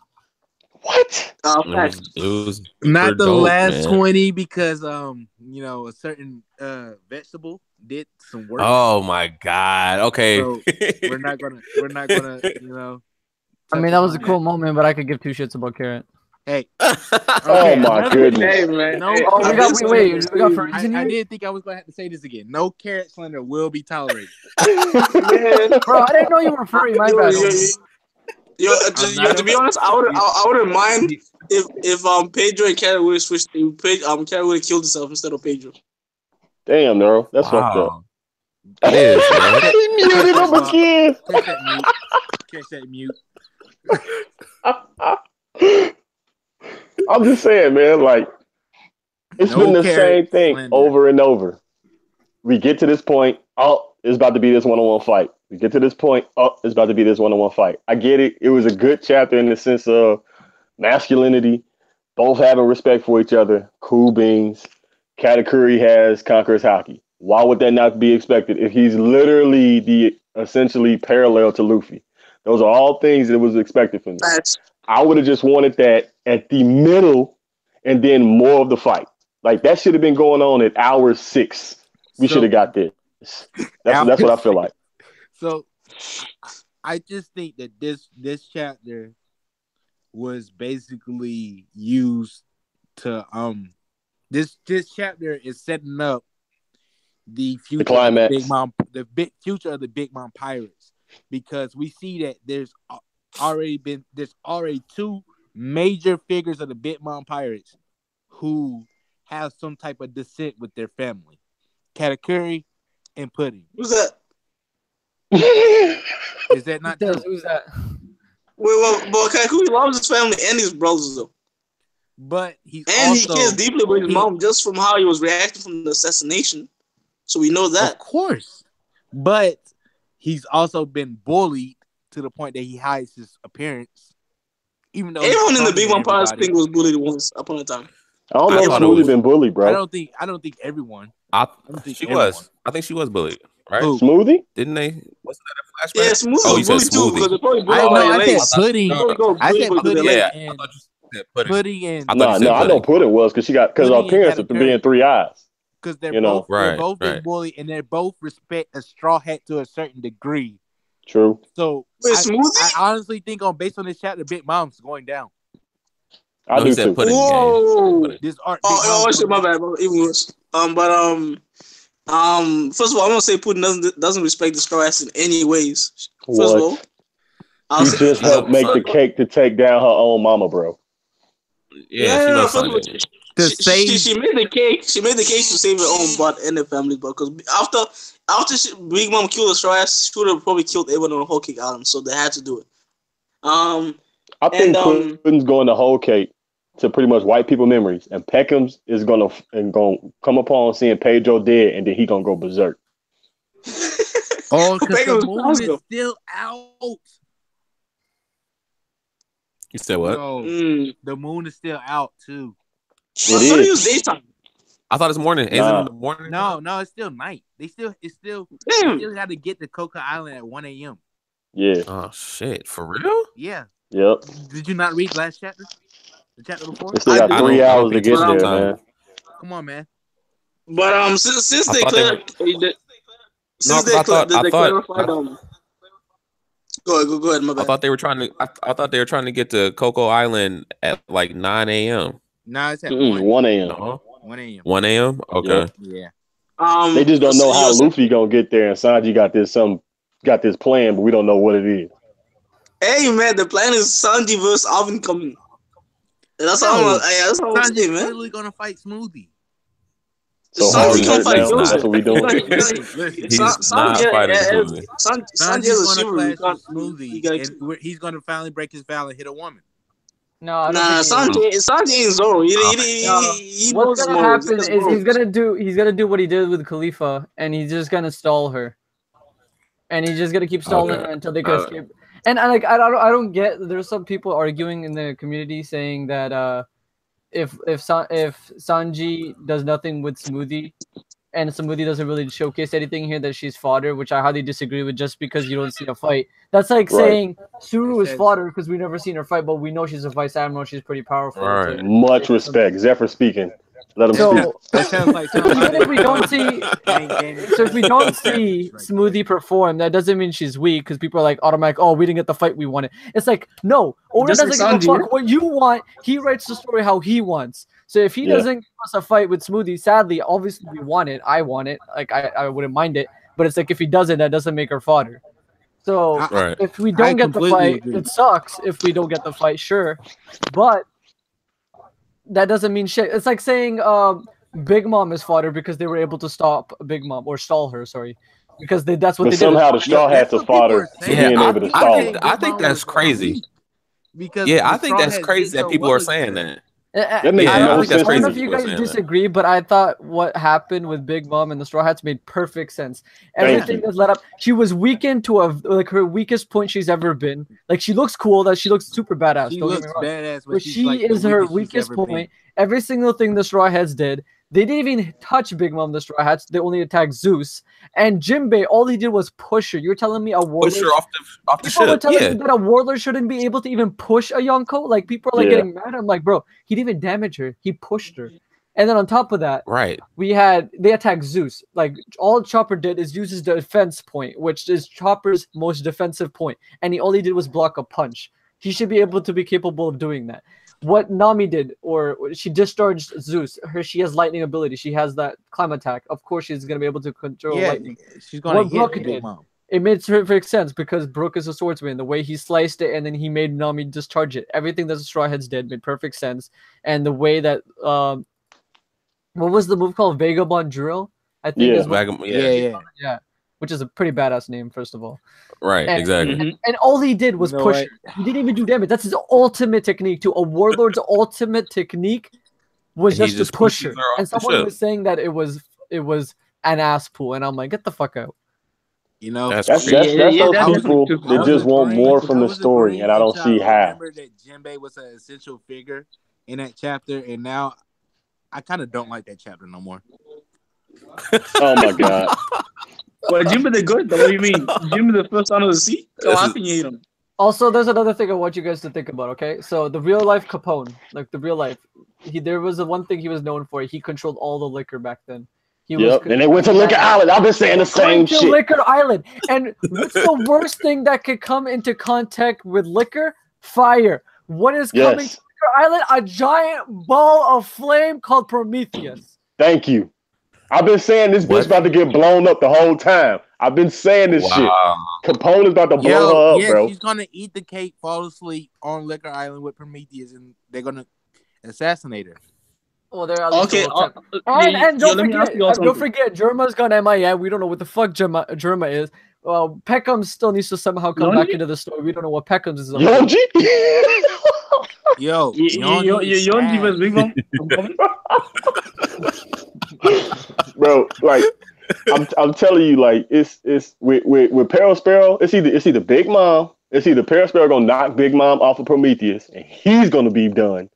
Or Big Mom is gonna get fucked up. But like, okay, the way Oda's setting it up, this is the fall. Like the family's falling apart. Katakuri can't give two shits about his family anymore. He just wants this fight. Perospero on the brink of death because he lied to his mom. He either chooses to die by Capone or he chooses to die by Big Mom. Then he's also screwed either way. Like everybody is just like this family's falling apart. This all could have been avoided from the very beginning. We realized how fragile this family is. When you think about Opera was terrified to tell his family that he let him escape.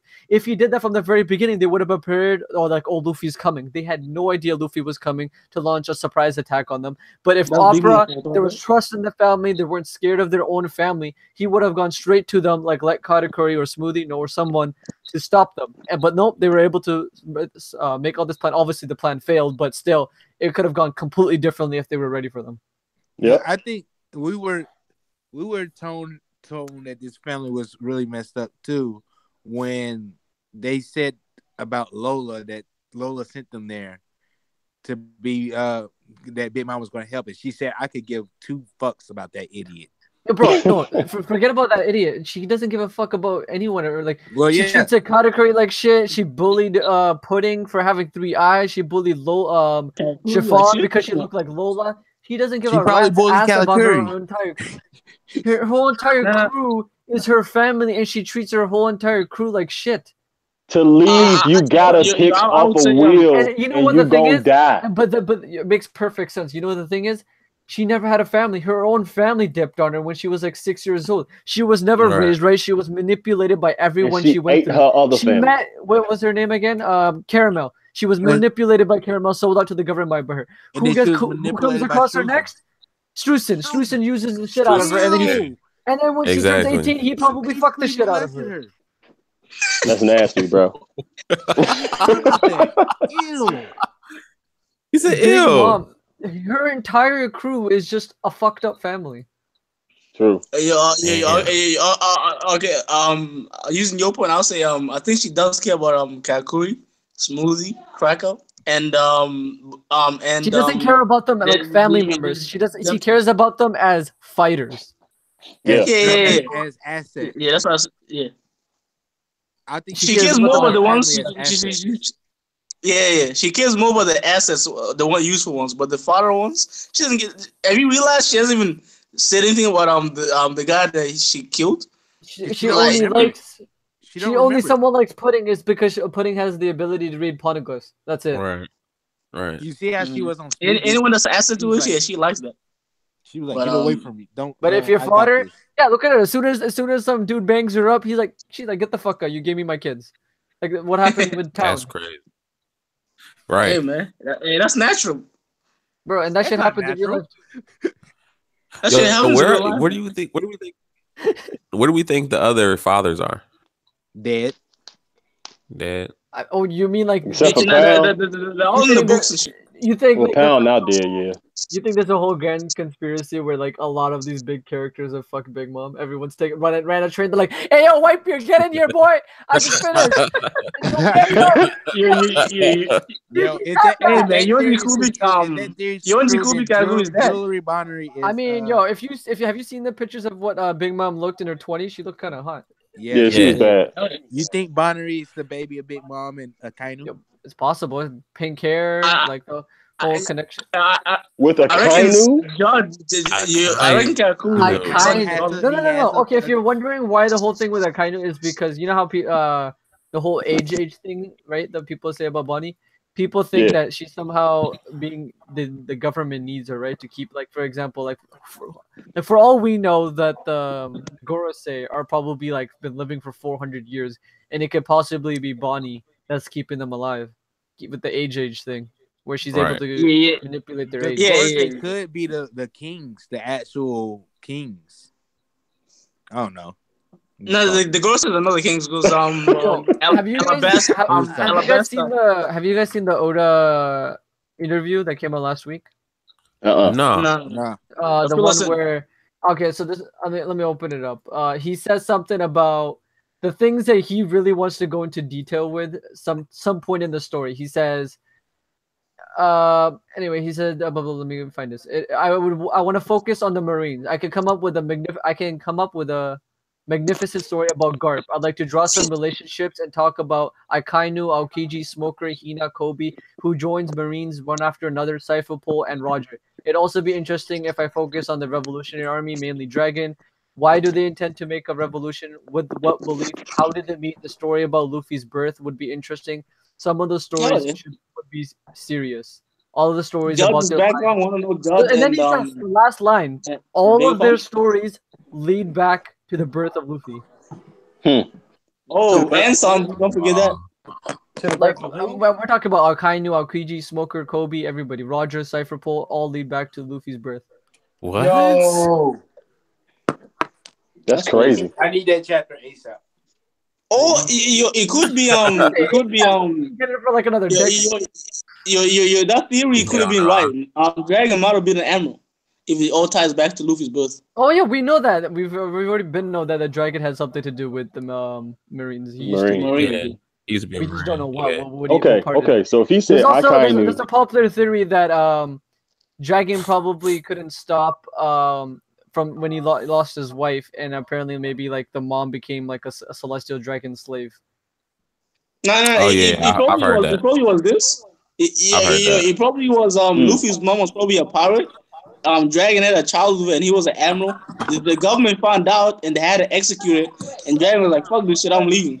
And that probably happened and shit like that. I feel like it would be cooler if it was a celestial dragon, because he realizes how twisted the world government is, and he's because all we know is that you have to bow down to the celestial dragons. No one defines the celestial dragon. And Dragon said, "Fuck that system. This is a twisted system." And that's why he was voting against it. Or I don't know. I like that. I also like the theory that Dragon and Akainu were rivals for Luffy's mother, and then that's why Akainu holds that over Dragon or whatever. I think that once Dragon decided to go as a revolutionary, they target Luffy's mother and kill Luffy's mother. Kind of like that Obito Kakashi situation. Yeah. So you pretty much say he a pussy bitch. I got you. Honestly, God, like, wow, we're going very far-fetched theories, but like my dream chapter I want to see happen is the four new Yonkos rolling up at the new Marine headquarters, challenging the entire world to a fight. That'd be nice. Be legendary. And the reason why, if you're wondering why I say that, is because in a data book it is said that 4 Yonkos equal the power of the entire Marines plus warlords. So 7 warlords and entire Marine HQ equal 4 Yonkos. Yeah. Right, exactly. You see how much. That's why this is such a big deal. That's why when you see, sorry, I'll let you make your point. Sorry, I just want to quickly say this. Doflamingo, you know how he says that like this is where the shit's about to go down. There's so much to take in place. If one Yonko goes down, and I want to pull up the panel here. I'm going to link you guys. Marines gonna start moving in on that territory.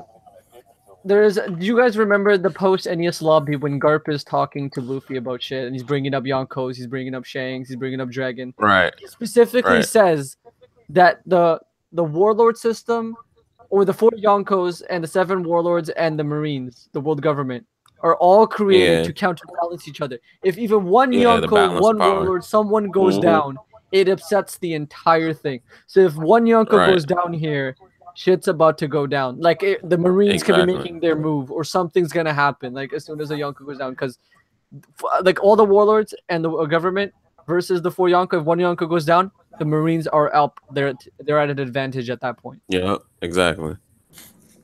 Yeah, I want to find that. Panel. This shit about to hit the fan for real. Mom gotta go down, man. She gotta go. If she don't go down, be pissed. And the thing, and I hope that the 3rd poneglyph that Kaido has, I hope Luffy doesn't get it. Not to progress the story, but I feel like it's getting too easy. Because at the point where we stand, Luffy's already ahead of everyone. Like, just like that. When he gets Big Moms, he's already ahead of everyone. He has 2. So what I would like is the 3rd poneglyph, last second, gets stolen by Blackbeard. And he has to come get that last poneglyph from Blackbeard. And who knows where the 3rd one is? And then it's a bigger challenge to get the last 2 poneglyphs. I'm telling you guys, bro. You all forget one important thing, information about One Piece. You know what I really want? I want to really go into deep dive in between Judge and Vegapunk's relationship, and why Judge dedicated and Vegapunk risked and dedicated their lives just to that stuff is gonna come sooner. Fuck Zordon and the Power Rangers, bro. I don't care about Judge. Just give me Vegapunk. No, but you gotta think about it. Like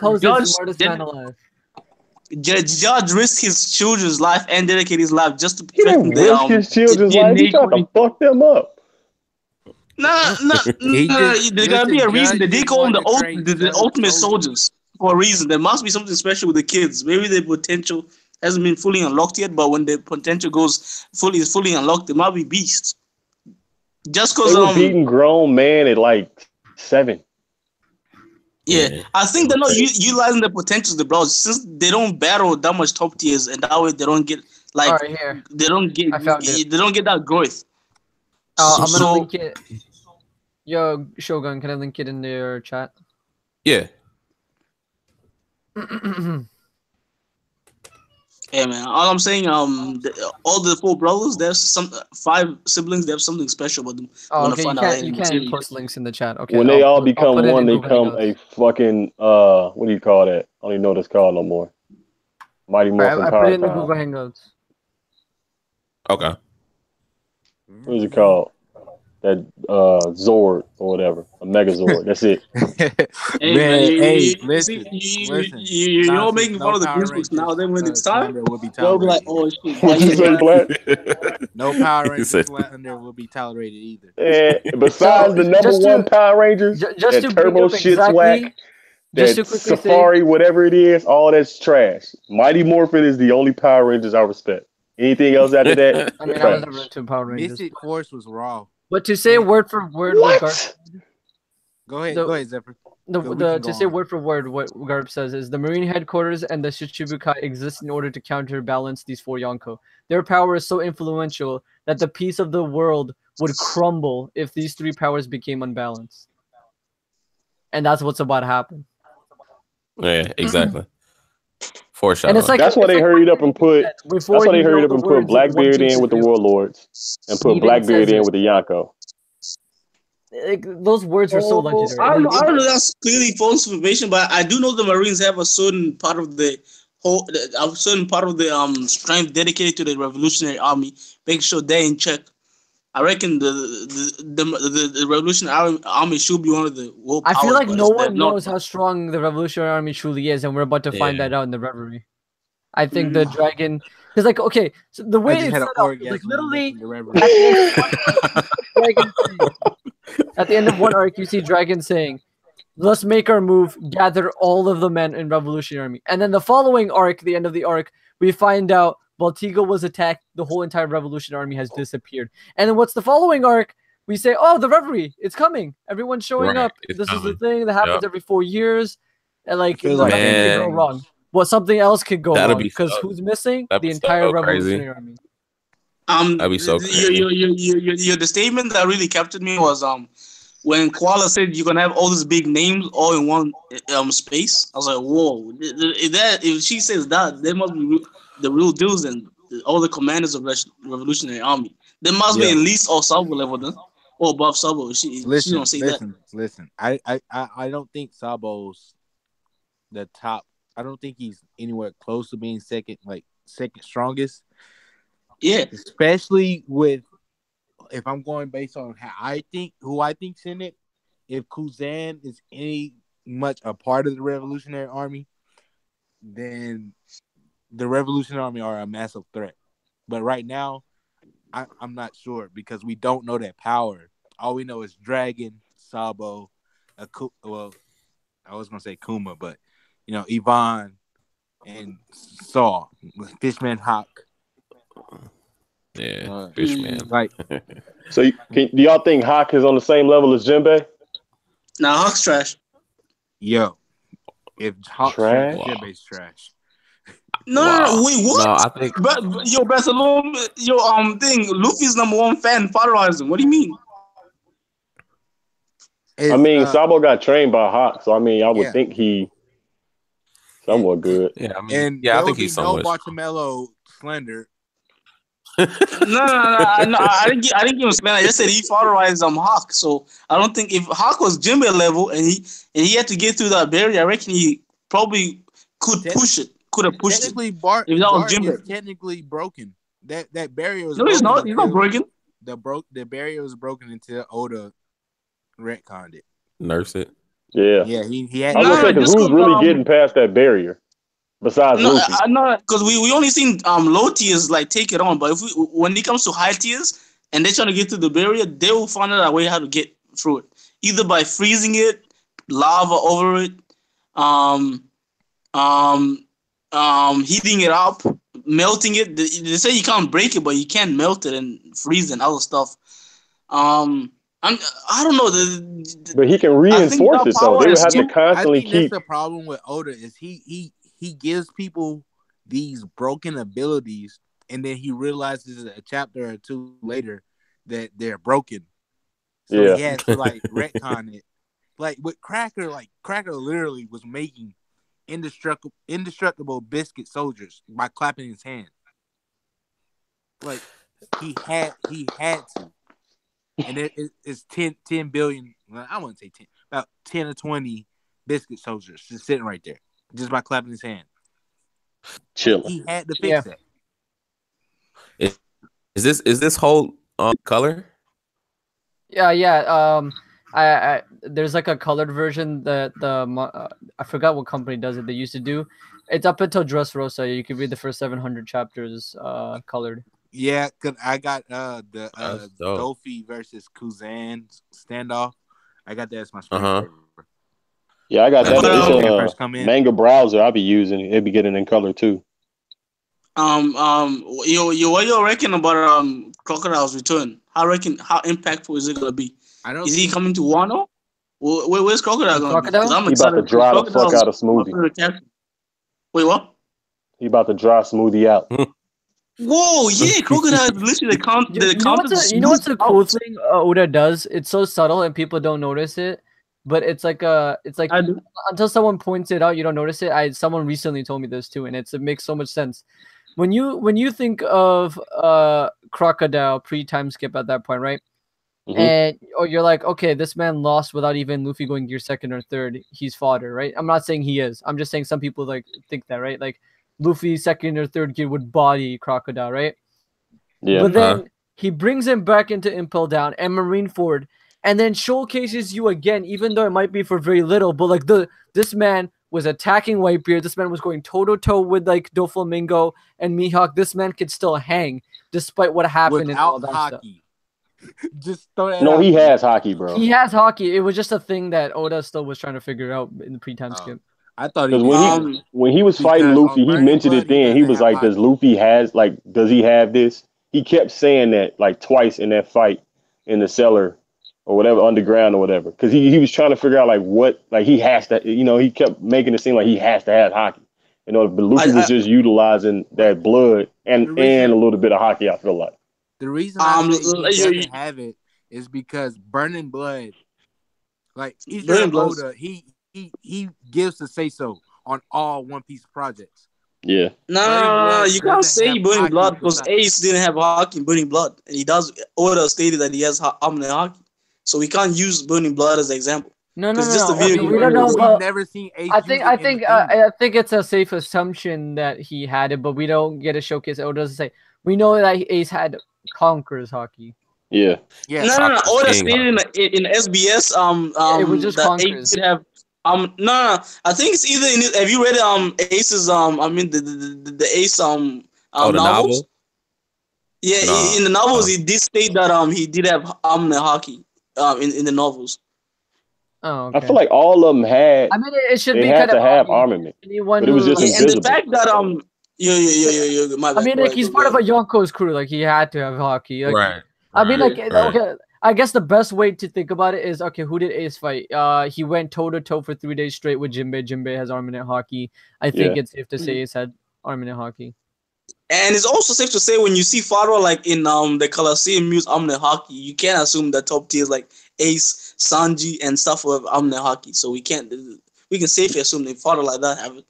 Just to reaffirm the point, he went toe to toe with Blackbeard, and we know Blackbeard has hockey.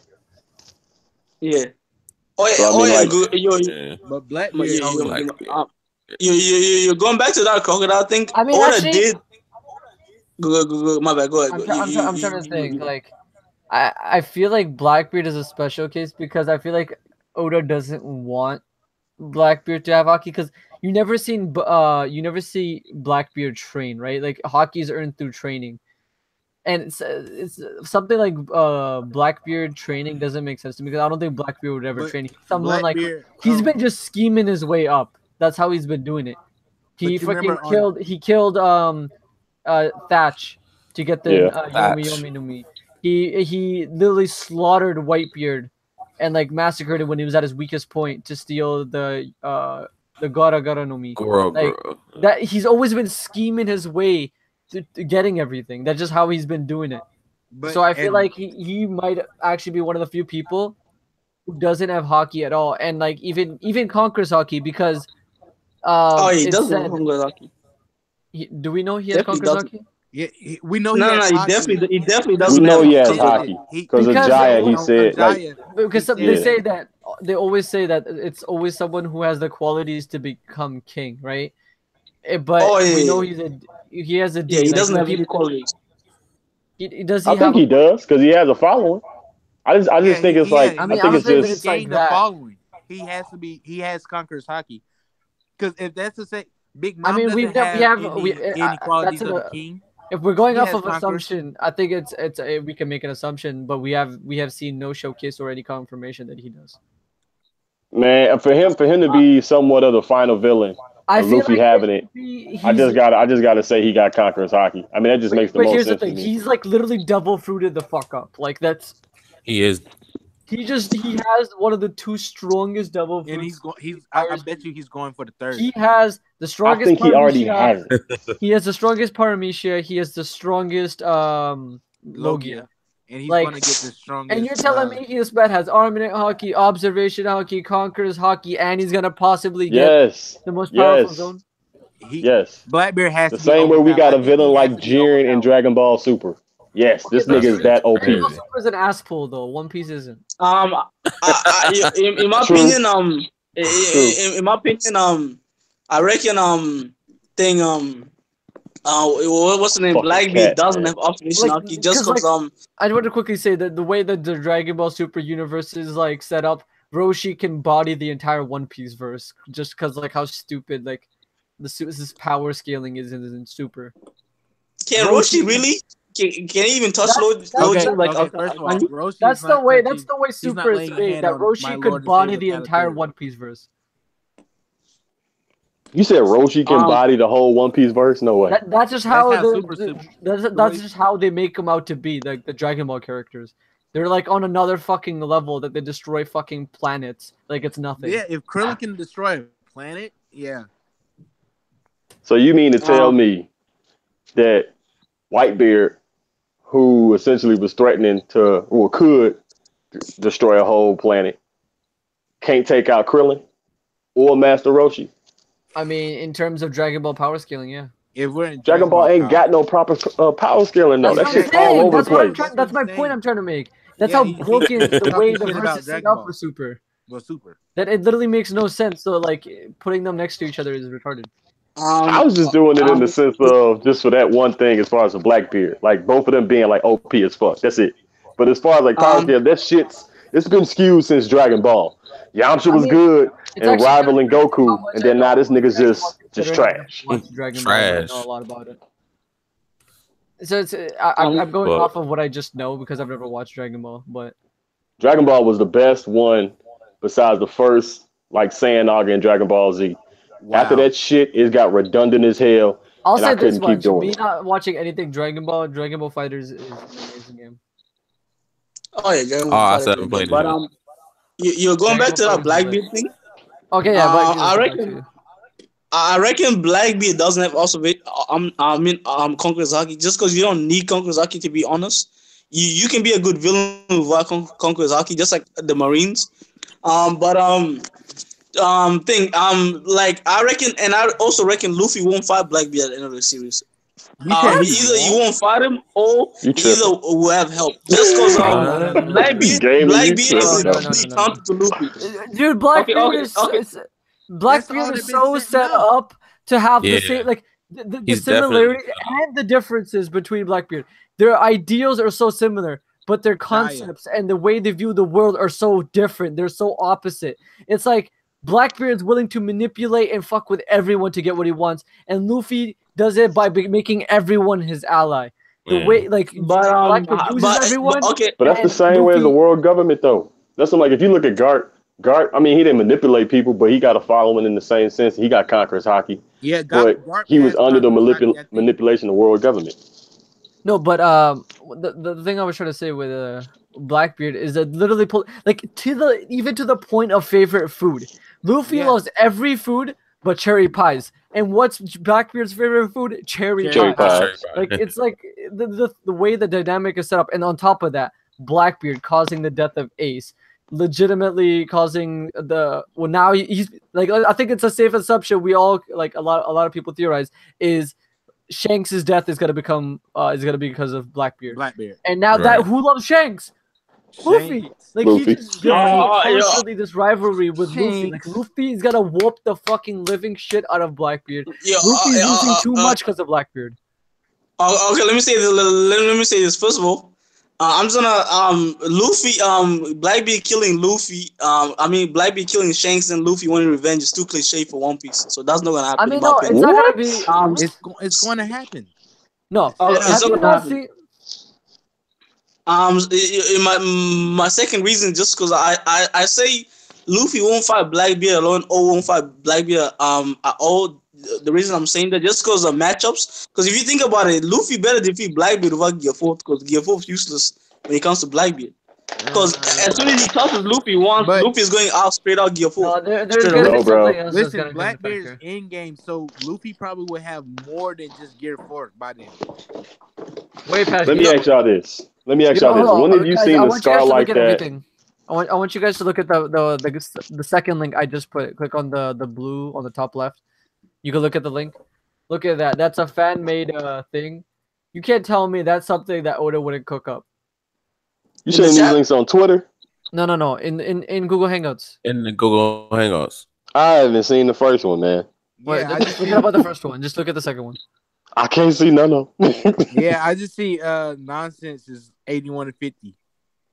Yeah, me too. I only see 81 of 250. What do you mean 81 of 250? It's 111.78 now.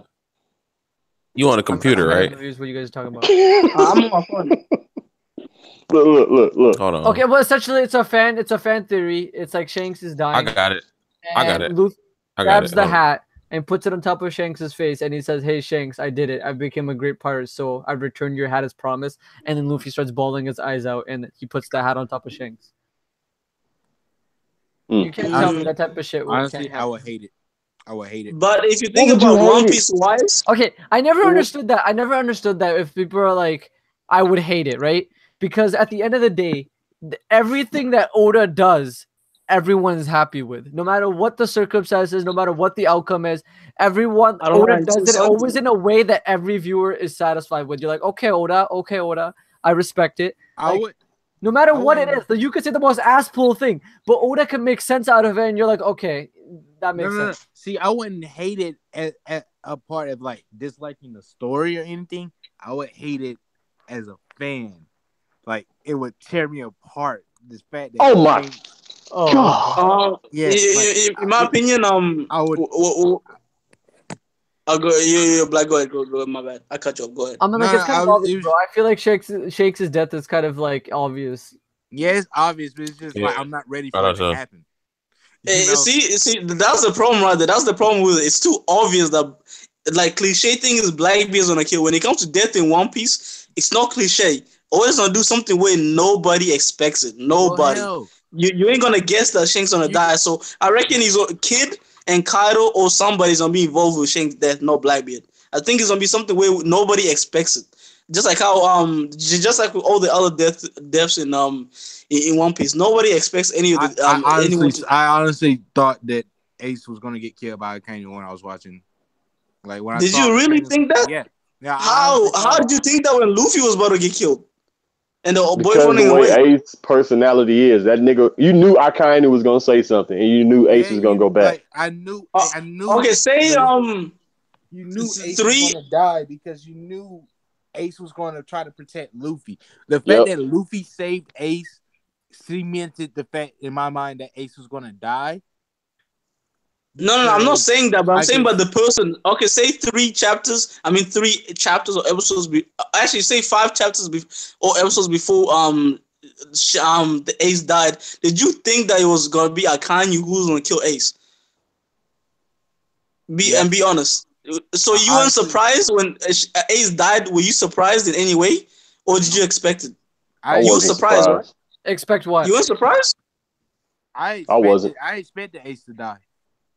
But in Akanyu's hands, did you expect Ace to die in Akanyu's hands? Only because when they 5 episodes before that, and he was like when he was talking about Son of Dragon, I knew he. But that wasn't 5. He was going to try to kill Luffy. I don't know. I just felt. But that's the span of 1 episode, though. That's the span of. I'm talking about 5 arcs, 5 chapters. I mean, 5 chapters, 5 episodes before that. Did you expect Ace to die in Akanyu's hands? Sadly, I did, because of the fact that the first thing my friend told me when he told me to watch One Piece is by the way, Ace dies. Okay. I mean, I don't know if this hurt me, gaming, but I was spoiled that Ace's death by watching Bro, 90% of people are spoiled. Even before that, but I wasn't spoiled. I wasn't spoiled. But I still feel like Ace was gonna die. Personally, I wasn't spoiled, and I was surprised that Ace died by Akanyu's hands in that way. No, I was surprised of how he died, just because I thought he was gonna die either after. I didn't think you died right there. I thought he was gonna survive somehow until the episode came in. I was like, then we saw him assaulting Akanyu. Shogun is showing it. If you could look at the Google Hangouts. Yes, can I see it? Oh yeah, I see it. Right, on your screen. I'm muting Grand. No, I'm just playing. Just because to be honest, because if you think about it, Akanyu and Ace did have a clash before that, and he did escape from Akanyu, so you didn't think Akanyu was gonna be the one who was actually gonna kill him.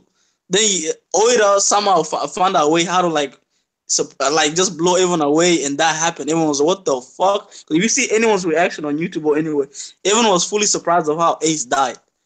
So I don't see how people were surprised on how Ace died. Like, it's the same thing with Blue Jam. It's the same thing he does every time. Like, that's why he went after Blackbeard. That's his MO. He goes after these people. He goes back. That's what I already knew.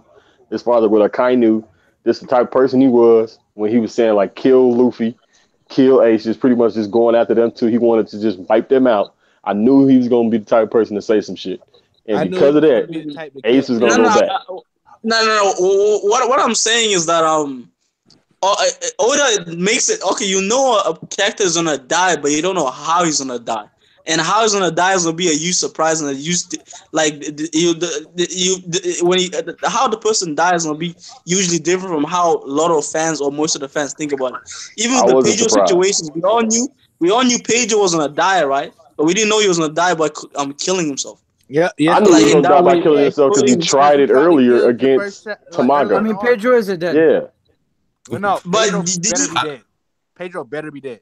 I was gonna say, what do you mean? It was confirmed 2 chapters ago. He's alive. Do you read the same manga as me? Are you talking about when Sanji lied? I mean, no, legitimately when their Big Mom's attacking. I forget if it was Nami who says it. She's like, "We gotta be careful. Pedro and Carrot are sleeping in there." No. She just said Carrot, man. No. Okay, hold on. I think it was last chapter. I'm gonna pull it up.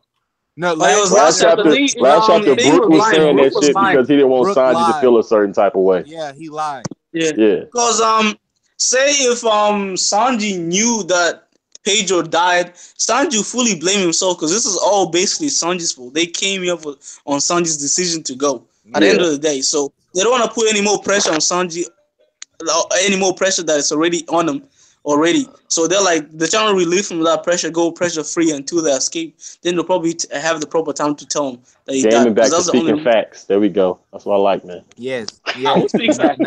None of that. I literally always speak 100% facts. But the Zoro fanboys always make me sound like I'm a hater. Here we go. I mean, I'm not a Zoro fanboy, so. I'm talking about. I'm in a personal war against Zoro fanboys. This war won't end until Sanji gets the rightful respect. Oh, bro, good luck fighting that war in Wano. Damn. Oh man, he ain't alone, man. But understand when Sanji dies and he goes out in the blaze of glory, Zoro's biggest feat will never compare to Sanji's death. Understand that. That's all I'm saying now. Wrong. I cannot wait.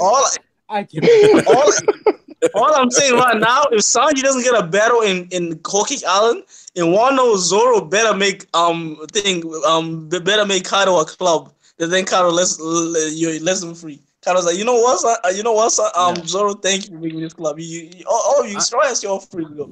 You better end that way if Sanji doesn't get a fight in this arc. If Sanji doesn't get a fight this arc, Zoro better not get a fight in Whole Cake. I mean, in Wano. He better not. I will literally fly to Japan, choke Oda out, bro, because I'll be clear favoritism by Oda. Zoro better lose to every samurai in Wano. That's all I'm saying. If Sanji doesn't get a fight in Whole Cake, he's taking mad L's. Okay, well, what's with this bias? Hey. Right. No, you don't be biased. We're just trying to be fair. Because if you think about it, everyone forgot about it. Everyone says Sanji is taking L's and Zoro is taking no L's. It doesn't matter. Even at when the story's done with and you read that final chapter, you flip to that final page, and the discussions are still going on years later, people are still going to say Sanji's fodder. It's still, exactly. Sanji's and they're going to be mad delusional. Yeah, they're gonna be mad delusional just because Zoro is Pharaoh too. Zoro lose to the Yeti Cool brothers, so yeah, we're talking about Pharaoh, Always the Yeti Zoro is Pharaoh too. Cool brothers, man. He always brings this up. He did lose against the Yeti Cool brothers though. Stop. Are we biased? Are we biased against it though? Stop it. At the end of the day, Zoro, Sanji, and the rest need to take to the Yeti Cool brothers. At the end of the day, who gives a fuck? Just like whoever character you like more. Katakuri. That's the best character. No. Nonsense, I muted you. You can unmute yourself. I mean, honestly speaking, not that I have any problem with this arc. This arc is actually amazing. Hell yeah. The characters I care about are in Wano, though. That's my thing. To be honest, my favorite character is yet to be seen. I don't give a shit about Brook. I don't give a shit about Chopper. I don't give a shit about Nami. Like, I like them as characters. But people like Law, Zoro, and so on are like people I care about more as characters. Who goes? So I want to see fucking Law. Like, I want to see a Zoro and Law fight go down where this man is shambling Zoro all over the place and Zoro just slicing people up. Like, that is... that would be hot. That would be nice. That'd be all I'm gonna say right now is Low beat Zoro. Low beat Zoro just because matchups. Like, I would like to see that go down. How legendary would it be if like Zoro just teleporting, slicing people up? That'd be hard. That'd be dope as fuck. They're on Wano fighting samurai. That'd be too dope. I wouldn't mind seeing that. Sanji better get some dumbass fight this. That's all I want. I just want a good fight. I honestly think Sanji's gonna fight. But it's like Sanji. People are like so afraid that Sanji will get his fight. It's like, who gives a fuck? He can get his fight in Wano. Everyone's gonna be fighting in Wano. The whole purpose of the match is to run. Take Sanji. Not just because but they can't run no more. That's what I'm saying. Like it's like for Luffy to be fighting Katakuri because they couldn't run anymore. He had to do that. In this case, they're in a rock and a hard place. It's either fight Smoothie Crew and Sanji. Sanji already said they can't do that, and now they have to go against Oven at Whole Cake unless Germa comes in and does something. If it ain't Germa, then it's somebody else coming in. That is the only way something's gonna happen. We're gonna get a battle of Wafu's Beiju versus Smoothie. I can't wait to do that. I really want to. And at the end of the day, this is the year of Sanji, and supposed to be Sanji's arc in a sort of way. First of all, you got your numbers mixed up. Year of Sanji ended back in 2016, bro. You're like a whole 2 years behind. 2 years ago. Year of Sanji is long gone. Year of Sanji is the Whole Cake arc. It is not done. Yeah, Year of Sanji is the Whole Cake arc. No, Year of Sanji was the whole thing. When he said When I say the Year of Sanji, I mean more of the Sanji's arc, because we all know Whole Cake was kind of slash Sanji's arc as much it is about Big Mom. It's about Big Mom and the Vince Mercs. Basically, that's what this arc's been about. No, but I see where Zephyr's going with. But when he said the Year of Sanji, he was specifically talking about the whole thing with his backstory. Yeah, that was all majority 2016. Yeah. Yeah, exactly. 2016? You mean 17? No, it was majority 2016. Oh shit! Oh yeah. Think this stuff back then. The last chapter was the reveal that Pudding was evil. At the end of 2016. That was the last when chapter. You find out, he's like, he has his mouth over his face and he's in tears because he's right outside the window and he finds out that Pudding is evil. You reckon it's possible that Oda is the one who expanded the story of he added so much of in Whole Cake Island he couldn't actually fit the Year of Sanji in one here. You reckon that's a possibility? Just we know Oda likes to edit and add stuff. I feel like Oda did everything he wanted to set up as his backstory and his character. You know what the weird thing? Oda announced the Year of Sanji like at the end of the year though. He did it at the end of 2015. Yeah. End of 2015. I don't remember all that. Yeah, he announced at the end of 2015 that 2016 is gonna be the Year of Sanji. Year of Sanji, yeah. No. I think he announced the verse before Yonko's arc, right? No, it was the Year of Sanji first. He announced first. Yeah, you know how this year. Go ahead. I'm sorry. I was about to say, I want to say, did he announce the verses for Yonko Saga around February or March? That year. But all I know is people who are hating on Whole Cake. You're gonna when Whole Cake is done, you're gonna go back from the very beginning and read this shit. I love Whole Cake. You would be freaking your mind out, bro. That shit's gonna be like it's gonna be such a fun read through. Like reading Whole Cake from beginning to end, go through the wedding, go through everything that happened through the wedding, the thing that was set up before the wedding, the things that are happening after the wedding. Like we're going back and forth. Like that shit's gonna be nuts. I really wish I had amnesia so I can rewatch and reread One Piece. That's all. I just like I'll have so much joy. What I was gonna say is, gang. What I was gonna tell you is, go ahead. Don't you know how around the time when Oda said that this year we're gonna be revealed a new legend and stuff like that? Yeah. Ooh. It was at that event. I know what you're talking about. Wasn't that Jump Festa? Yeah, let me find that. Yeah, exact that's time. what it is. Yeah, exactly. Right. And another reason why I'm also like really want a Sanji fight this arc, just because Oda did state that he's gonna make non-Luffy fights shorter. And it's Wano, so there'll be 1,000 fights going on at the same time. And I want to quickly mention, why is it that everyone forgot when the Year of Sanji was? Like legit, last week I had a conversation with someone. They're like, dude, the year of Sanji kind of sucked in 2017. It was more about Brook. I'm like, bro, the year of Sanji was in 2016. He's like, oh fuck. Yeah, 2017 was the year of Brook. Oh, yo, Brook for MVP. Brook was the MVP of all. To be fair, to be honest, it's supposed to be the year of Sanji, but Brook did so much more than Sanji. I'm sorry. Wait, did he really do more than Sanji? He stole a poneglyph. Dude, he fought a Yonko and slept with a Yonko all in one arc. And who else has the poneglyph? No one in the universe has slept with a Yonko and fought a Yonko in the same arc. He actually got the poneglyph, the main mission. Go. Like, yeah, Brooke, you better put some respect on Brooke's name game. Yo,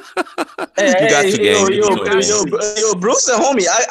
I gotta salute to Brooke, but wherever the arc has ended yet, we can't just say Brooke is done. Is gonna do more in this. From what we've seen so far, Brooke. Definitely. What Brooke has done is going to be more impactful towards the overall story than what Sanji does. Unless Jesus, how dare you say that? Well, yeah, it is because but we have just seen Big Mom. But two chapters ago, Black Sanji just saved the whole crew.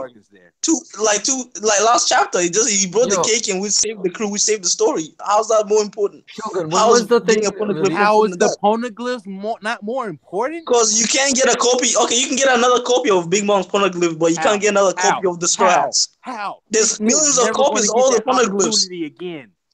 There's millions of copies of all the of the rogue poneglyphs that everyone has. You and I both know that's not how they rock. No. When was we told there's millions of copies of the wrong poneglyph? I'll retract. No millions, but it's other copies. They're not publishing these boys off. What did I just hear? First of all, there is not a million copies of the rogue poneglyph. What are you on about? There's hardly any. There's hardly any. Yeah, exactly. Big Moon would have been ripping them boys out every series, cuz. No. Let me explain. There is copies of the rogue poneglyphs out there. Because first of all, how's Blackbeard finding the One Piece? How's other people finding the One Piece? No, I doubt people are gonna go to Zoe. But they don't. I doubt they're gonna go Big Mom's territory. Yeah. No, they could easily steal Luffy's. Okay. Let me ask you this question: you think there's no one out there with Big Mom's poneglyph, a copy of Big Mom's poneglyphs out there in the whole world? Besides somebody on Roger's crew, no, I don't think there's anybody else out there. Yeah, because there's nobody. What Luffy and them did is unprecedented. No, someone already has it. First of all, before Big Mom wasn't the first one with the rogue poneglyphs. There's people who had the rogue poneglyph before Big Mom. That means there's possibly copies out there of the rogue poneglyphs. That means there's a possibility Luffy. What do you mean? Nobody has ever came to close enough to Big Mom, like even Whole Cake, except for what we seen with Gold Roger and Monkey D. Luffy. Uru still was on the sea when he took out Snap. Nobody has ever even made it to the fourth. Before Big Mom didn't have the rogue poneglyph for since the story started. I mean, not the story, since the start of time. The rogue poneglyph, she found the rogue poneglyph or got it from somebody else. But see, that means there's potentially copies of the rogue poneglyphs. Just like how the Straw Hats get this copy, there's a copy. They have a copy now. That copy might end after they use it. That someone else might end up with that copy. That means there's copies floating out there in the black market. But what if she just found the rogue poneglyph and kept that motherfucker, and nobody has ever had the opportunity to, except for Goldie Roger, because he's the only one who's reached. Hold on, wait, Gaming. If you're gonna say that, then if there are copies out there, somebody would have been found a One Piece. But the problem is there's one poneglyph that's missing that nobody has. It's in Elbaf. That's been missing for years and years. How we know it's an Elbaf? We can't just state that, and you can't just ridicule. You can't just say what I just said is ridicule and with no 100% chance of it being possible. Then you coming up with a theory that haven't been even stated in the story that's on But it hasn't been stated that there's millions of poneglyph copies. They said there. It has been stated that there's copies of poneglyphs that people have made. There's some copies out there, and it's there's some copies. That means this is a possibility. Himself said, no, we're not doing that. So anything you have to say about them getting a copy, they're not going to do it. They're going to go get the thing themselves. That's just how they're going to rock. So no, I didn't say that Luffy. I didn't say about them getting it. I'm saying that I only said there's a possibility of them. There's more copies of the Rogue Poneglyphs out there on paper. But no, I didn't say anything about what you did just say before this. This is where the whole argument came from. You said that they can get another copy of the Poneglyph, which they never get the opportunity to get it themselves, which was the whole point of them going to Whole Cake Island. Besides saving Sanji, was to get no. First of all, the Poneglyph was secondary. The first was Sanji. If once was the Sanji situation, they would have never even went to Big Mom. They would have went to Big Mom. They would have went to Big Mom. Yeah, later on in the story, but not at the moment. But okay, say they would probably this wasn't a 1 out of a million situation that everything had to line up everything that happened in Whole Cake had to line up. Everything had to go perfect for them to even escape their life. So them coming back in the story later, coming back to the Whole Cake Island, back in the story later on, like after the Kaido thing, they would have died if they would have came later on. Just because everything would have not lined up as perfect as it happened now. So it would have been much more dangerous coming back later. Maybe someone else could have died. Just, you know what I mean? So I would say the Straw Hat's life, what Sanji did by saving the Straw Hats and Jinbei's life is more important than getting that copy of the Poneglyph that they have. No, it's not. For the overall story? First of all, nobody's finding the One Piece anytime soon, so there's time. There's time to find copies. Come back with Blackbeard out there. There's time. Really, there's time. With Blackbeard yes, there is time. He's made the most. How you know Blackbeard's? First of all, Blackbeard's made the most progress since being up Pirate King. First of all, what progress? What progress? Give me one solid progress that Blackbeard has made to become Pirate King. No Yonko Pirate King to a Yonko.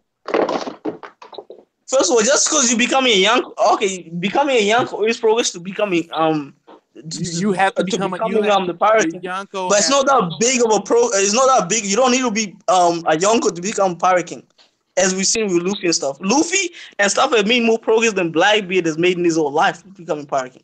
So I wouldn't say there's all the time in the world. That isn't a good. And plus low. Because Laws will destroy us, so he has made more progress than Blackbeard. No, shit. Whoa.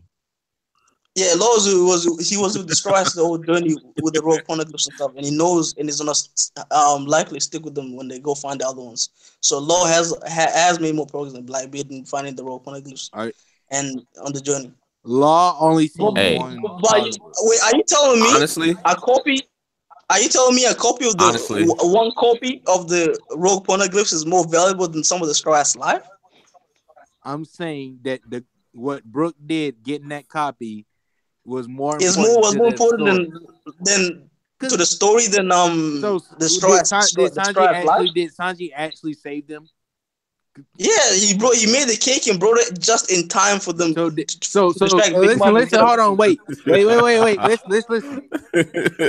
So you're saying Sanji made the cake by himself? No. By himself. Did Brook get into the thing by himself, or did he get help from Pedro? He got help from Pedro, but it was just him and Pedro. It was just him and Pedro. Yeah, technically, it was just really him putting in Chiffon, so it's just one other person. Him putting Chiffon, got it transported by Beige. Okay. But you're telling me Jinbei? All I'm saying is, if what the hell failed, there's no the rest of the story. There's no One Piece. No, because they can always come back to Big Mom's territory, just like how they were planning to come later on. They can't. They come back. Did you not say that? I did, but I didn't say they'll definitely die. There is a chance they'll die, but not 100%. Somebody already died. Gaming. Look at it like this. If Brooke, like pretty much is what Black is saying, if Brooke never gets that poneglyph, at what chances do you think they will be able to come back into Whole Cake the same way they did before? The only reason this was possible is because of Sanji. That's it. Like if Sanji died at that point in time, they really have a struggle. It's pretty much the same way as every other supernova at this point in trying to get back into her territory. It's really not. No, that wasn't an argument. We just mean Black arguing if Brooke did more more this arc than Sanji, and I said Sanji did more than Brooke. He didn't though, because it's Brooke essentially having the poneglyph. Brooke essentially attacking Big Mom and fighting her, hurting one of the only few people to ever hurt Prometheus and Zeus. You know, Sanji, all he did really so far is just make a cake, and he was the groomsman in the wedding. That was it. Like, but Sanji did save the Squire's life at the end of the day. Because they would have definitely died. Because they would have definitely. Because if you look a few chapters ago, if Oda would have decided to make Sanji be a little slower, who's to say Jinbei wouldn't have pulled some goddamn first sea of the sun shit and had a tidal wave come and push the sun? Like, Oda would have found some sacrifice to have them run again. No, Sanji bringing the cake was a plot device because we did see how big the fireball was. The fireball was about to fuck everybody up. Chopper was about to take Big Mom into the sea with him, bro. And you know Jinbei would have saved Chopper over Big Mom. So we won that. I'm just saying. I don't know how saying Chopper is even getting close to Big Mom. How Monster Point Chopper ain't taking Big Mom into the sea? Wait, how? First of all, if Chopper is able to grab Big Mom, throw him into the sea, I'm calling One Piece bullshit. That's the biggest bullshit. So ever. Now One Piece she's weak as fuck. It was stated that Big Mom's the weakest he's ever been, and that's Monster Point Chopper, the strongest he's ever been. Monster Chopper is fodder. What do you mean he got one-shotted by Luffy? He said he's fodder. Oh my! He got one-shotted by the main character. Yeah, who's opening up a micro? Luffy. How's he on fire? He's opening up a micro right now, looking up the hot pocket. Or is it like a Jamaican patty? That's funny. Hey, no, but you know what? You know what you guys arguing made me think of? What's that? Black Clover. No, not Black Clover. So that Destroyer slaps are more valuable than one people. No, not at all. Game. What do we think? How do we think the other Yonko? Where do we think they are in regards to the road poneglyphs? How many do we think they have any copies? We know, and if so, how many? We know that Kaido and Big Mom were planning on going at each other for their copy. Each other's copies. Wait, what? Wasn't it stated that they were? Yeah, I think so. They were planning on going to war with each other for their each other's copies. Mm-hmm. Yeah, I didn't know that. I don't know if that stated. And it was stated. It had to be stated. If Jack would have known that Zoe had a road poneglyph, Zoe's getting decimated. The only other people that knew about it was Roger. Yeah, Roger. Yeah, literally, Roger's the only person that knew.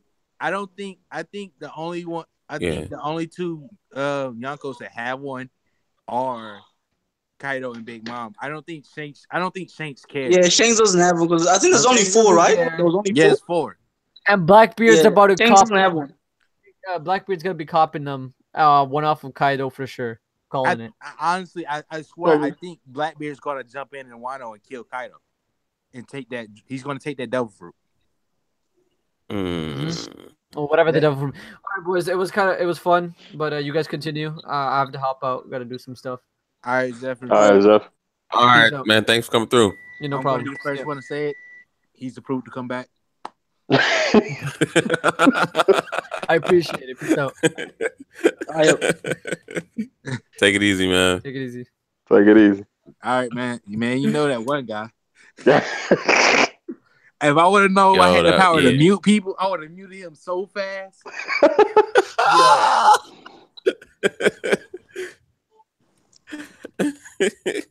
Mute who? That's funny. Your friend that you invited, the weirdest out. Zeta. He said, "You don't even know. Cameron don't know, man." What was his name? I forgot his name. Lone Wolf. Lone Wolf, yeah. That name right there. Oh no, Lone Wolf. Lone Wolf wasn't my friend. I just saw him in the chat and he was asking. So I was like, and I saw Grant didn't respond. So I just told Grant before I went to church. I was like, "Yo, Grant, there's a fan in there that wanted to ask if he can join." I don't even know who he is. I just thought to try to be nice, so I just try to get your opinion so you can see. I thought you didn't see it because I thought you were ignoring him. I was like, "Yo, Grant, this guy wants to join in." He was annoying him before I left. He was annoying? This man was like, "I'm watching real people right now." It was like, weird. Real people really fighting. It was like all right. You gonna tell us what's going on? Or?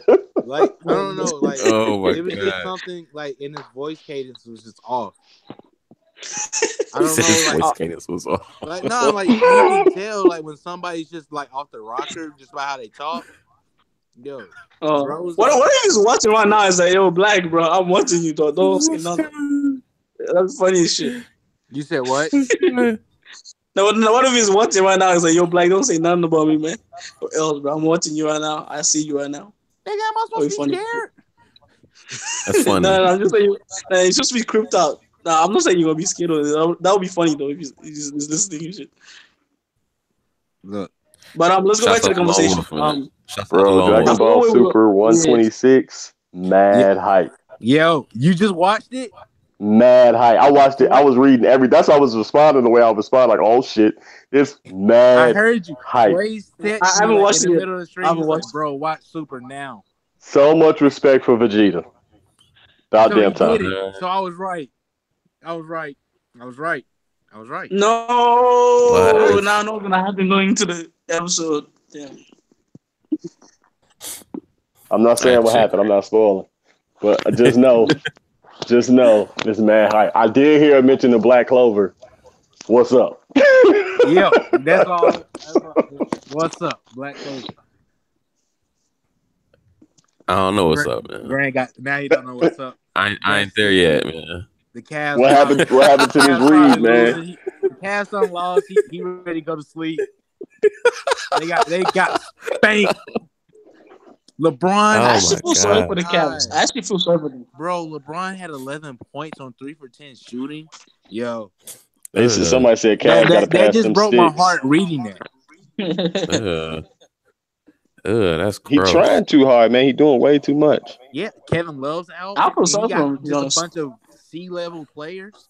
Not even C. Yeah, Love broke his hand and shit. It's not even it. If they worked as a team, like if they literally worked as a team, pass the ball, constantly passing the ball, moving the ball, and just people cutting and just constant movement, they would be okay. It's too much one-on-one ISO. They're too old That's to why play they keep like that, losing. Man. But they were doing pretty good until Isaiah Thomas came back because they were winning a few games before Isaiah came back. And shit. It is on IT. It is. I mean, before Derrick Rose and Isaiah came back, them two. After they came back, everything went down the drain. To be honest, I'm playing Derrick Rose. Whoa. No Derrick Rose slander will be tolerated in Chicago all day. No Derrick Rose slander because get out of here. Keep it real. Keep it real. Derrick Rose did a good job in New York last year, and I'm a New York Knicks fan. He did. He did a decent job. But he ain't bringing that decent job to Cleveland. Listen, Derrick Rose did that do a good job until he got hurt. When he hurt his ankle, that messed his psyche up a little bit. But he's back. He's got to work his way into it. But to be honest, I thought it was gonna be his breakout here. I thought he was gonna be back fully to who he was in the past. He'll never be back because he was always undersized. He was a 6'1" point guard. He's 6'1". I thought he was 6'3". Damn. He relied heavily on his athleticism. Right. He will never be back to MVP form because that's when he was explosive going to the rim. And I just want to mention he did get the MVP in the shortened season.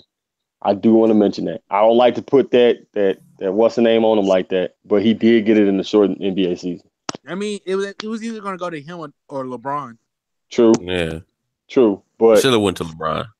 Get out of here. Oh, yeah. Nah. That was the year he won. He beat the Thunder. Nah, Kevin Durant should have got that MVP again, or whatever. Hey man, Kevin Durant the real MVP. Yeah, Kevin Durant the best player in the NBA right now. Yeah. You better catch another block. You better catch another mute. Hey man, just rep Ben Simmons and be happy. I will give you that. Rep Ben Simmons and be happy.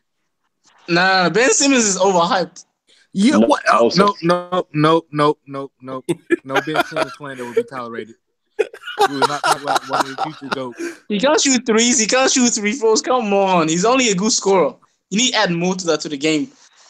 Come on. He's only a good scorer. We've only seen people that be good scorers like Devin Booker, Kobe Bryant, James Harden, Tracy McGrady, Klay Thompson. No, I mean he's only a good scorers. I mean only good point scorer. No. He can slash, cut. He can put the ball on the floor too. He's about to start expanding his shot because he's a big guy. 6'10". Hey man, when he starts shooting threes and getting some more free throws in, he's gonna have Mario. But he's too overhyped right now. Yo, people think he's all-star level this like his first season. That's crazy. He's a 6'10" point guard. So that's nasty.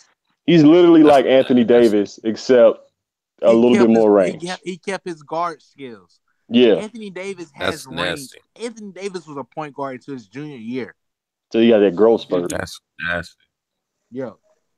Honestly, if Ben Simmons would have went to the Lakers and played with D'Angelo Russell, his high school teammate, the Lakers would have D'Angelo Russell's overrated too.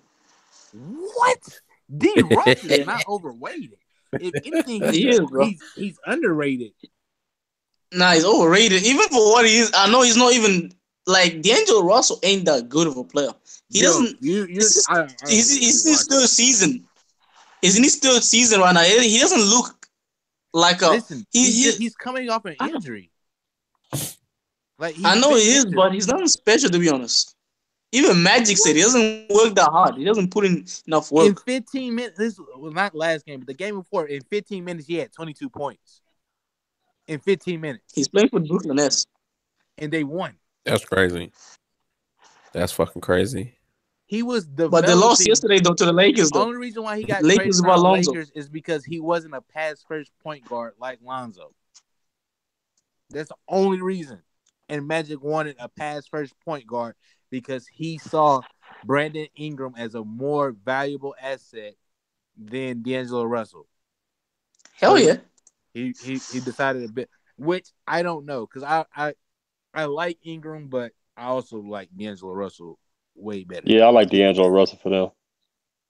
I like Ingram. He looks like he looks like he has more potential. Well, when they put Ingram at point guard the other night, then they look better.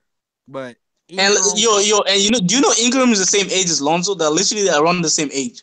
No, so they're not. Ingram's crazy. A year older. They both want it done. No, Ingram's only a month and a half older than Lonzo. How is that even possible? You look it up. I'm not joking. Ingram's only 20 years old. Just turned 20. And, Ingram. Look at Lonzo Ball's birthday and look at Brandon Ingram's birthday. That'll just tell you how young he is. Brandon Ingram still got a lot of growth. Brandon Ingram's from roommate's hometown. North Carolina, I think. Yeah, he's from the eastern part of North Carolina. Brandon Ingram is I don't know. He just screams some like a superstar in the future. He is. If his jump shot can go down. Yeah. And he's constantly improving. September 2nd, 1997. That's the day before my brother's birthday. Mm-hmm. Now look at Lonzo's.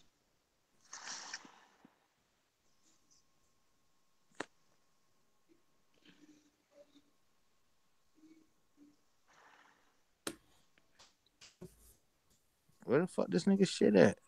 All I'm just saying is just Lonzo Ball's dad. Lonzo Ball this, Lonzo Ball that. Lonzo Ball's a good player, to be honest. What? That makes no sense. Yeah. Yeah, I know it doesn't. You gotta think about it first. You gotta think about it for a long time. That means Lonzo. It's only like a few days. Lonzo was a year older than he was. No. Ingram. I think Ingram was a year. Was younger than everybody. Yeah, Ingram was really young. Yeah, when he came out, he was the youngest NBA player. Yeah. So you got to think about it that way. I think Kyle Kuzma is older than Oldham. Kuzma's my age. For real? What the fuck? Like Kuzma, bro. Kuzma's 24. 24. I thought he was 21. Nah, 31. Nah, 21. I thought he was 21. Right. Because I thought that means how long did he stay at college at? For like 4 years? Kuzma's 23. No, 23. Well, he's 22. He turns 23 this year. He's born in 1995. Then I think Donovan Mitchell's 21 or 22. Donovan Mitchell is a monster. I know. Hey, in my opinion, he's way better than Brandon Ingram. I mean, Ben Simmons. Yeah, no. Okay, first of all, no. Well, it's a good comparison. Think about his first year. His first few games in the NBA, he was a beast. Slow your horses. Second, but you see how explosive is? Imagine if the Sixers would have picked Donovan Mitchell #1 instead of Marcus. Oh my! I think they're going. The Sixers getting that'd have been crazy. Yeah, I was gonna say they're going. Hey, Celtics getting Greg O. Oh, not Greg O. Oh my goodness. Monroe? Yeah. I like it, but I don't like it because I don't like Kyrie. Like I really don't like Kyrie. What? Man, fuck the Celtics. He forced. Grant, that's a touchy situation, huh? Okay. He said, if you don't trade me, I will sit the season out and get an unnecessary knee surgery. Are you serious? Fam, if I didn't like LeBron that much either, I would be saying the same thing. And if it's not just LeBron, then the Cavs organization. If it, to be honest, look at Michael Jordan and the Bulls. Mike did not want to go back to the Bulls as a coach, as an owner, anything like that, because he said, "Fuck that organization." Listen, LeBron. All this came for was when they fired David Griffin before he got that Paul George. He had 2 deals. He had a deal, right? And he was working on trade for Kyrie. And Bledsoe trade for Kyrie. And then he had another deal for Paul George and Melo, just for Kyrie.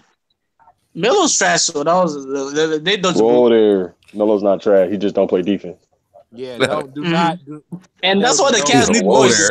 Cavs need defensive players. Look. I would take this back to LeBron season. Number 1 with Melo, Dwayne Wade, Kirk Howard, all of them in that class. The person who should have got Rookie of the Year that year was Dwayne Wade. Went to the second round of the playoffs on the subpar team of the Heat. He got no respect. The second person runner-up should have been Carmelo Anthony. Had way more average points per game. Well, not way more. On comparable par with LeBron James as far as points per game. Averaged a little bit better as far as rebounds. All right. LeBron had better assists. The only thing LeBron had over him was highlights. Plus the fact Melo made it to the first round of the playoffs. LeBron was sitting his ass at home. I'm just saying. At the end of the day, Dwayne Wade and Carmelo should have been the top 2 for the Rookie of the Year. It's not hate. That's not hate. Those are facts. You can look it up yourself. I've argued this. I've been arguing this since 03, bro. Since 03, 04. Okay, listen. Bron almost carried his team. I think they were the 9th seed that year. Like he was a couple games away from getting them. Fam, he had a squad. No, he didn't. Yes, he did.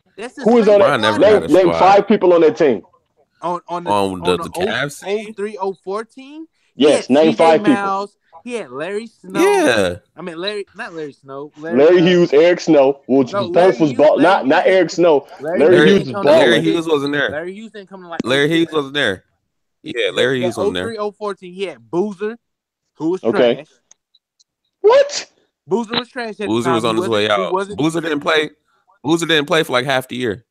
I'm gonna show y'all these stats. He went to Utah and he got better, but he wasn't that good that year. He had C.J. Miles. He had Eric Snow. He had Galsius. He had get a bump squad. Damon Jones. Was Drew Gooden on that team yet? Hold on, I got you. Danielle Marshall on that team yet? No, I got you. Not yet. So you had Tony Batiste, you had Carlos Boozer, you had J.R. Bremer, Kendrick Brown, Mateen Cleaves, Ricky Davis, Rashana Jop, Zajonis Ilgauskas, LeBron James, Jason Capono, 3-point shooter, Jelani McCoy, Jeff McGinnis, Chris Mim, Darius Miles, mind you, Lee Nayland, Ira Newby, Kevin Ollie, great coach, Michael Stewart, Bruno Sundahl, Dejan Wagner, and Eric Williams. Yeah, they was all bums, man. See? Get out of here. Why would you say that? They was all bums. That was not a good team. They're all bums. For them, they had the both the teams. Miami and Denver had way better teams than that. Bro, Boozer was averaging 15 points per game that year. Hold on. Let me half the game. Play 75 games. 15 points is not a lot. LeBron only averaged 20. He was a rookie. And my argument was that year, his rookie year, Melo averaged more points than LeBron. Dwayne Wade, I think, had about 12 to 15 averages as far as for that year. And Dwayne Wade went to the second round of the playoffs. They should not give out the rookie of the year before the playoffs start. It's bullshit. They gave Bron rookie of the year because he was one of the first high school NBA prospects to get number one, other than KG, to actually average 20 points his rookie year. And did KG get rookie of the year that time? I'm about to see. I don't know. Did he? I don't think he did. I might be mistaken, but I don't think he did. Coming out of Farragut High School, Chicago, stand up. I don't think he did. Ooh, I thought. I don't think he came from Malden. I could have sworn there was another guy there. I might be wrong. Well, I'm just saying, like it was so much dick riding, so much balls being thrown in the face from LeBron from the media. And it was just bullshit. It was bullshit, bro.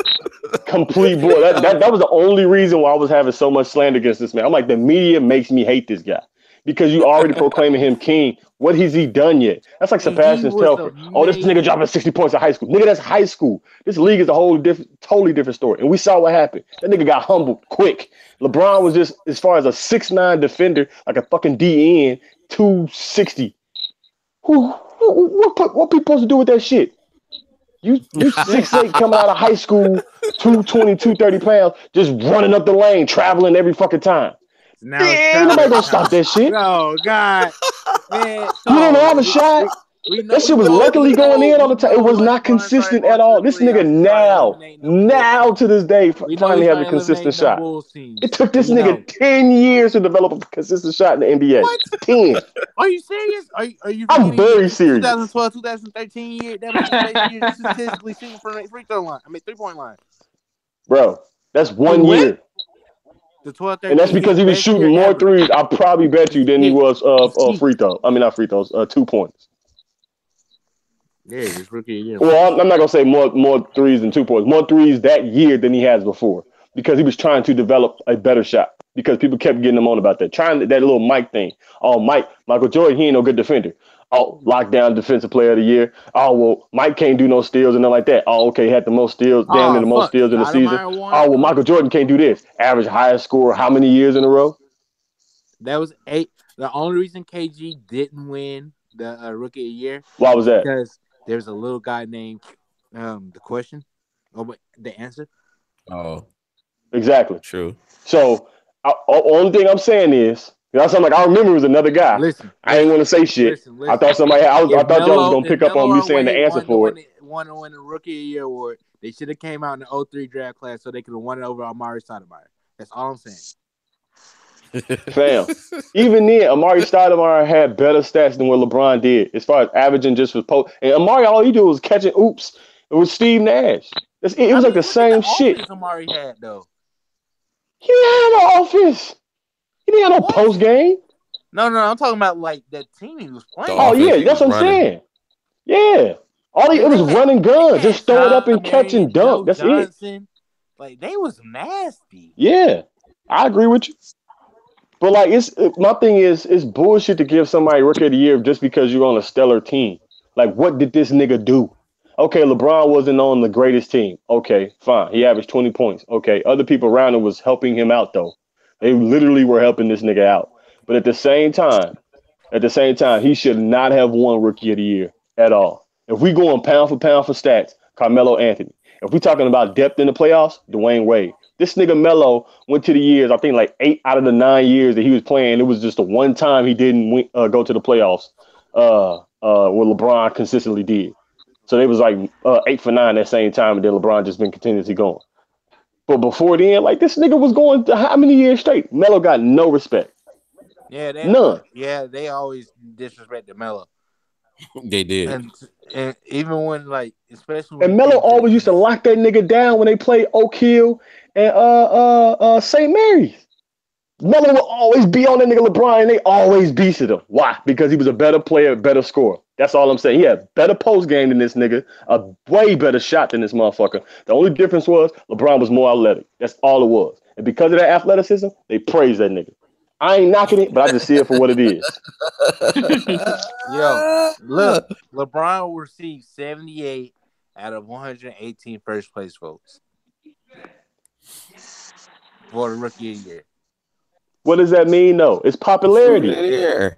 This nigga Cavs wasn't even getting that much TV time until LeBron got there. How many games you see on TV as far as Carmelo with the Nuggets? Listen. It's propaganda, bro. I don't want to hear it. I've had these arguments. Wait. Are you saying Wade finished third, Melo finished second in voting? Was not a better player than Carmelo Anthony. Is that what you're saying? His rookie year, LeBron was not a better player than Carmelo Anthony. No, he was not. Look at stats. Go pound for pound. Look at the stats.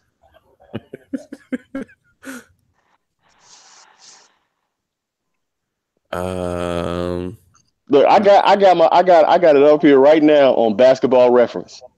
I was on Basketball Reference just now too. That's how.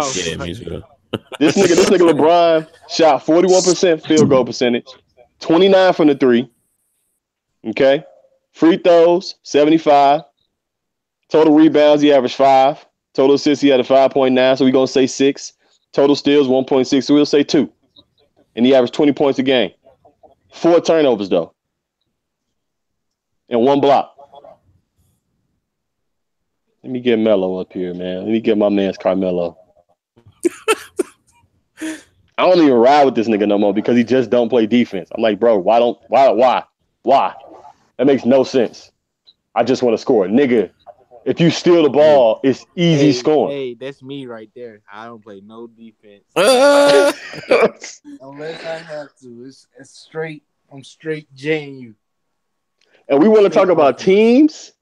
Carmelo Anthony had Chris Anderson before he was Birdman, aging John Barry, Ryan Bowen, Earl Boykins, Marcus Camby, Michael Doliak, Francisco Elias on the Nene. Well, I'm not Nene. Elian, then Nene.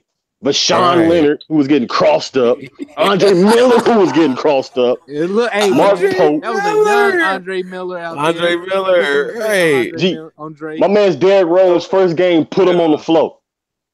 First game with Portland. Put him on the floor. I'm like, this nigga was trash. How many points per game, Carmelo? 21. How many turnovers? 3. 21. How many blocks? 1. Steals? 1. Assists? 3. Total rebounds? 6. I don't know. You kind of push free throw percentage? 77. Field goal percentage? My bad. 3-pointers 32, field goal percentage 43, and played more games than LeBron too at 82 at the same age.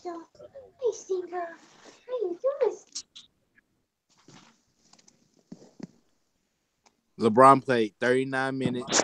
Listen, bro, you nasty. You nasty. So I'm looking at these stats too. You nasty. What you just tried to do. LeBron averaged 20.9 points a game. Carmelo averaged 21.0. That's a 1. Ooh, you nasty. You just tried to pull that 0.1 difference. You was nasty. LeBron had averaged 5.9 assists, 1.6 steals, 0.7 blocks. He shot 41% from field. He played in 3 games less than Melo though, bro. He played 39. But he played in 3 games less. And he so that means Melo had to take more shots for more shots to miss, also more shots to make. I'll give you that argument, but more shots to miss, and that's why he didn't get that average. But with them more games, it average out because of that. If you put that 79, he has a higher average.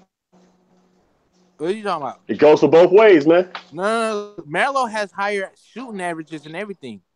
All right. Only thing is Melo has high. Only thing LeBron has higher than Melo is blocks, assists, and assists, and he has more turnovers.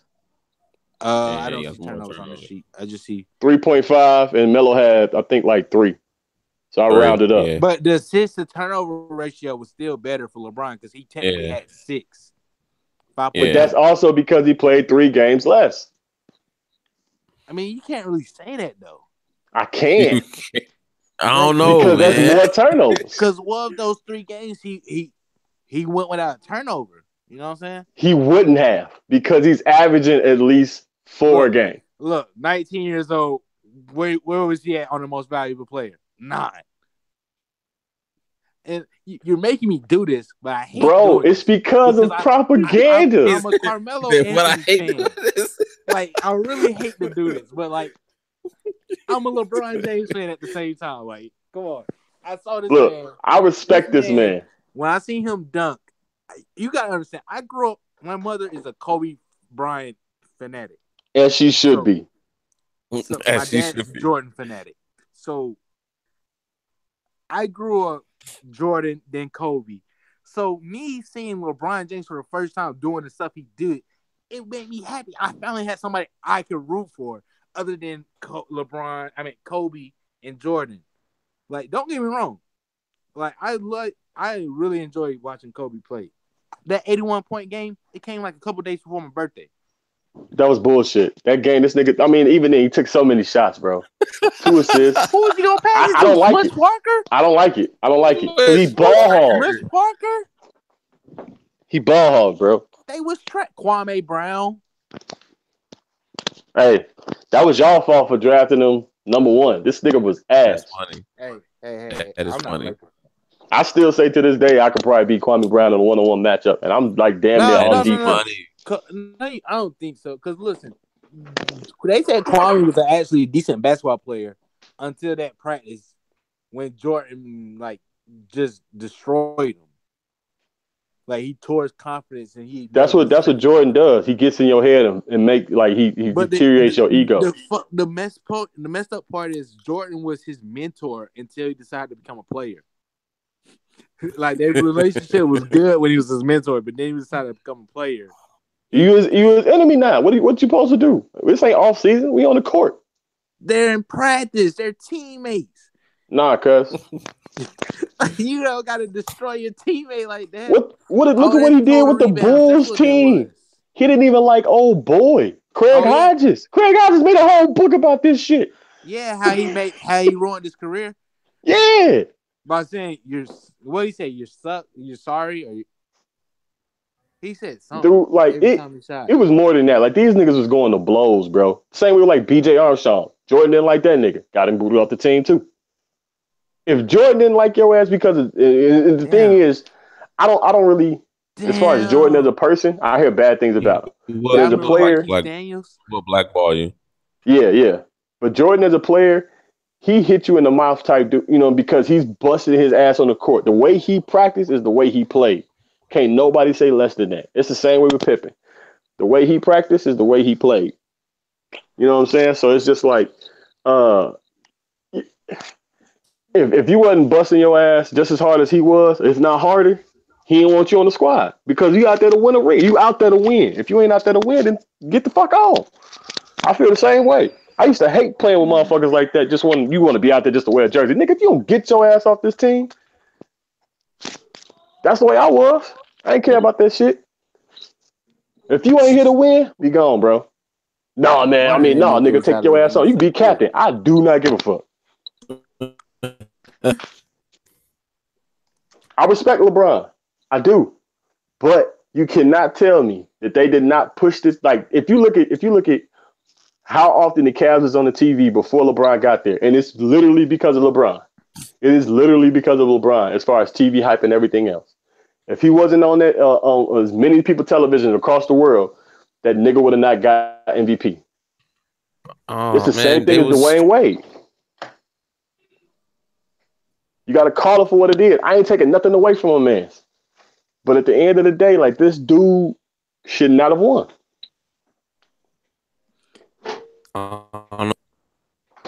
Carlos Boozer. Nah, I don't respect no Duke players. Well, I do, but I don't. Luol Deng? I really don't like Luol Deng. Like, oh my goodness! Listen. I'm a Carolina fan. Okay. I like. So what's my man's name? Who's supposed to be the next Jordan? Damian Lillard. Who? Damian Lillard. What? Nah, boy. Nah. Are you talking about they came from Duke or where did they come from? No, it came from North Carolina. Light skin Chicago, Rashad McCants. Oh, yo, bro, that's my cousin. For real? Yeah, no. Like, hey, buddy used to ball, bro. Like, why ain't I say used to? He still do. Like, in Asheville, where I'm from, like my hometown, shit. Every game. Yo, we didn't. We completely stopped talking about One Piece. I'm gonna go ahead and end it and let. My bad. Oh yeah, my bad. My bad. Go ahead and tell people where they can find you at, game. You can find me at Gaming So Savage on YouTube and Gaming So Savage on Twitter. And subscribe and like the video and subscribe to the channel for more content. We're not going to give you more content if you like it. I'm just we're going to give you the same content regardless. So actually, I was talking about me. I'm about to create a Sanji dedicated channel, just dedicated for Sanji. There you go. And it's coming soon. Sometime. I tried to do that when he said.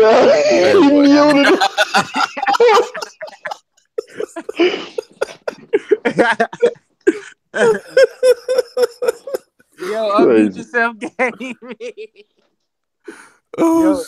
Y'all shouldn't let me find out I could do that. Like, that's hilarious. Like, it's so funny. Why hasn't he unmuted himself? Game, I don't know if you realized it yet. Damn! Oh, what the? So. Are you muted? Oh, come on, Black. Why are you hitting on the fucking dedicated channel? Dedicated channel. Yo, I'm serious, man. Like 15 hours coming soon. Responding to you, stupid ass. Coming soon. That's funny. This will be nice, bro. That's funny.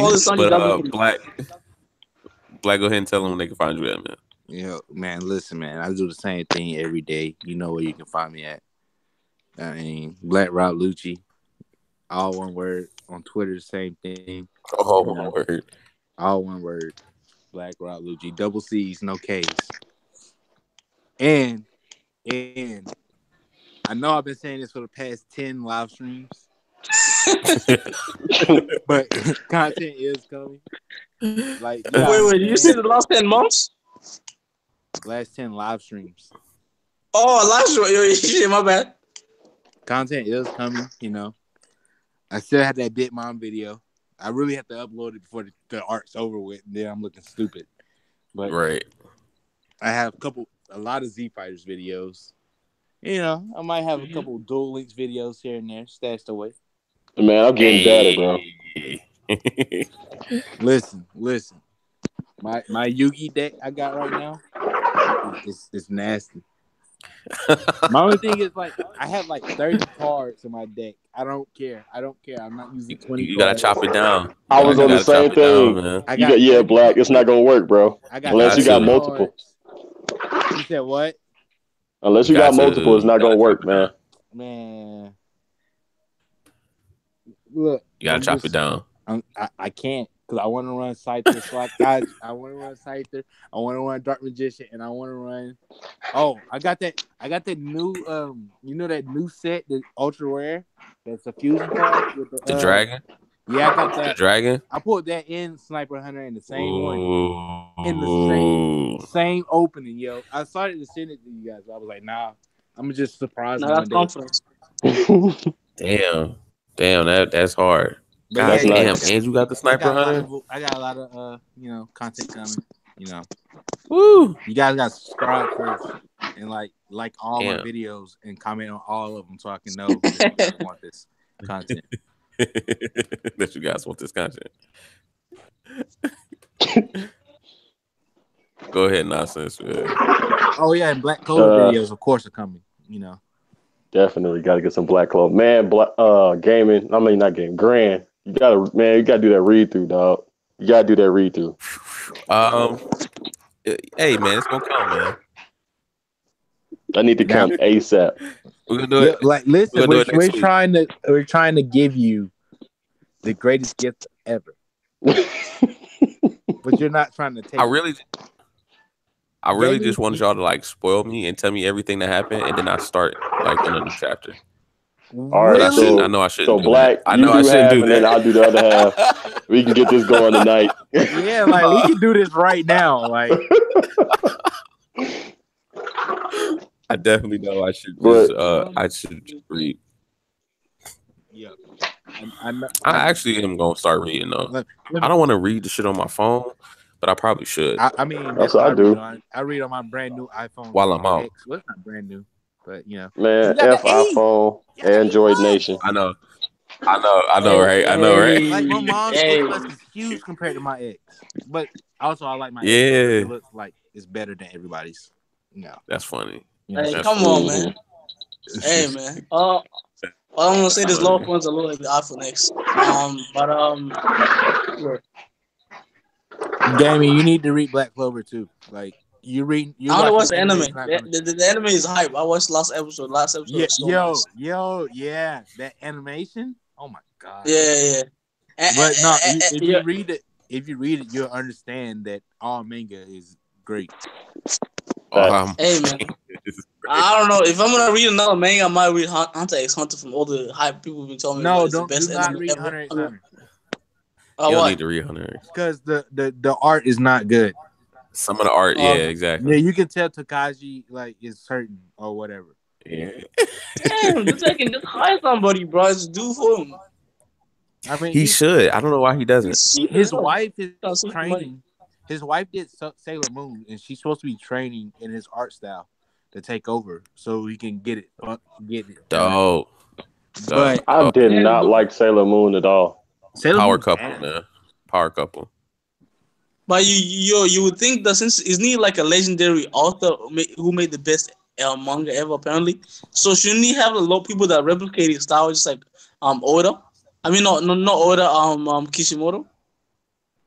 Oh, actually, Christ, I know Kishimoto. Like no Kishimoto. I mean, Toriyama. Yeah, Toriyama. Shit. Nah, I mean, yeah, he probably does, but it's probably a pride thing. Yeah, he probably. He need to let that go because his storytelling skills ain't the best, man. Wait, you talking about? You talking about Togashi? No, I'm talking about Toriyama. No. We're talking about Togashi. He was saying like if he's like sick and it's so bad, why can't he have like if Hunter x Hunter and Yu Yu Hakusho is so good and he's such a good mangaka, why doesn't he have people copying his drawing style? Which is probably he does, but he'd rather do it himself or have his wife do it. I got you. I thought you were saying copy it in the sense of like not just drawing, but like just story wise and stuff like that too. Like just bring a more emphasis in. I got you. Just drawing, I got you. And as far as story, oh my gosh, gosh shits on Toritaro. He shits on Toritaro and Toriyama. All he gotta do is just send him what he wants to. Oda barely gets to sit at the table with Togashi. Barely. I don't know, man. If Togashi had to write a story long as Oda's, I don't know if he's keeping it consistent as Oda. He made two. But Oda is like almost 900 chapters, though. That's crazy, right? That's like 4 animes, right? 4 but is it necessarily needed, though? Is the question. Oda built it. He built it. The One Piece world. It is needed for One Piece. Yeah, it's needed for One Piece series. I see it. It's so much that he has to go. It is. Go ahead, man. I was saying I think it's needed for something like One Piece, just because of how vast he does with his world building. Just how in depth he goes into his world building. It kind of needs to be. That's the only reason it's so long.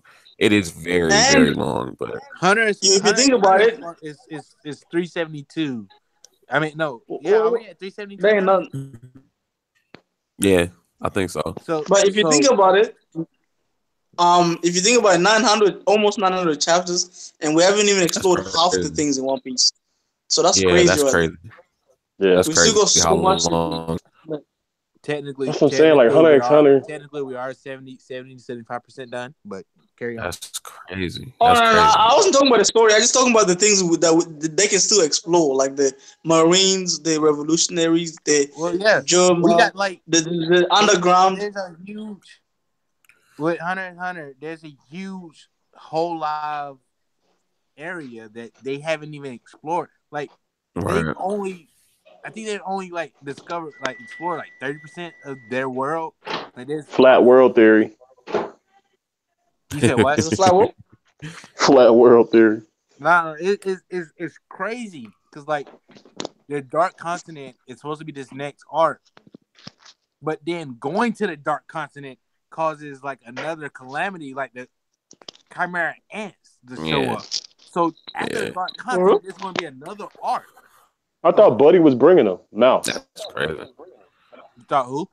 That's crazy. Didn't he have like 5,000 of them hidden? What, Chimera ants? Yeah. Oh man, who? I thought that's what was mentioned. That's what. Unless I read it wrong. No. I'm saying like the reason the Chimera ants appeared in that human world anyway. Right, because some old boy brought them. Like when what's Gone dad name? Gene, whatever. Paris? Yeah. He was talking to the mouse dude. Yeah, Parison. Parison said he had, Gene said he had 5,000 kept like underground somewhere. Just like low key, like somewhere. He's like, he knew he took like 5,000 of them. And that's how they got like, or getting to be into the, because I'm not at the point where they're, I'm just where y'all at. I'm at the point where he bringing them.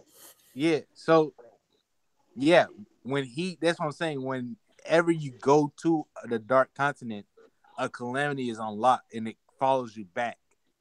Gene went really? Yeah. Gene, that's why the Chimera ant came. He brought them. That's why it was up to Kai to kill them. It all makes sense. That's crazy. Damn, I didn't know that. Okay. Isn't the spirit that took over the spirit that took over Killua's brother also from the Dark Continent? I heard that from a video. Yeah. I think so. That nigga's weird, bro. Oh, the Nin? Yeah, I know it. Yeah. The kid that can grant wishes. That's exactly.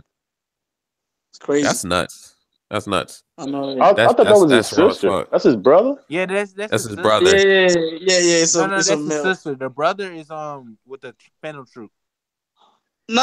Killua doesn't have a sister. Killua doesn't have a sister. He only has brothers. Time out. Don't confuse him. The youngest one is the sister. No, it's a boy. It's a boy. He just dressed like a girl. Yeah, no, the one that's weird. Exactly, it's a boy. The two youngest ones, the one that's that's with the troop, is the old boys, the boys. So the two youngest ones are. I didn't know that. I didn't know that was a boy. Yeah. The one that brought Gone back to life was. The boys. The one in the Phantom Troop and the one that I'm going back to life. The both boys. I didn't know the one in the Phantom Troop was a boy. I didn't know. Let me switch it up now. Which one in the Phantom Troop y'all talking about? The one that took. No. Aluka is his sister. Yeah. Oh, is the name Aluka? No, I think Aluka is the youngest one, isn't it? Yeah. Yeah, that's the girl I thought. So that's a boy. That's a boy. No, listen. The youngest one was a boy. The official data book. The youngest one is a boy. The official data book lists Aluka's gender as a male. and two of Luca's brothers, Illumi and Maluki. Maluki is the one that's on the Phantom Troop. Refer to Luca as their brother. However, Killua, the person closest to Luca, specifically states that Luca is a girl and refers to Luca as his sister multiple times. Yeah, just because she wants to be known as a girl, but she's actually a male. Nah, man, I'm not doing this. Right. We're going into trendy. No. I'm not even joking. You can look it up on the wiki. The only reason Killua says that just because Killua is his favorite, so Killua always tries to keep it happy and stuff like that. And she'd rather be known as a girl than a male. I don't know why she's fucked up, but yeah. Hey, there's people out there in this world that like that, so I can't ride with that. So technically, like the other one he's a boy. This is another reason why Togashi is the GOAT. Look at this including. Look at this inclusion. Look at this inclusion. He's including that's crazy. The transgender community. Same with Oda. Oda did it too. Oh yeah. With old boy Mr. 2. Mr. 2 different though, man. The Okama. No. Yeah. Okama's a gay people, aren't they? I think that they're not transgenders. I mean, she can change people. They're not transgenders. They cross dress. Can change people from male to female. What do you? But there's no transgender. That's the definition of transgender right there. I think that is though. I don't know, man. Is it? Okay. Hold on. No. Okay. All right. No nonsense. Tell people where they can find you. My bad. Catch me at Nonsense Nap on YouTube. Nonsense Nap 21 on Twitter. Nonsense Nat 23 on Dual Links, and if you can find me on Facebook, I had to watch the stream last time. Black throwing out the government, man. But if you can find me on Facebook, catch me there too. So watch that last stream if you want to add me on there. Yo, I didn't say the whole government. I just said the first one. I was like, oh man, it's not that many of us out there, bro.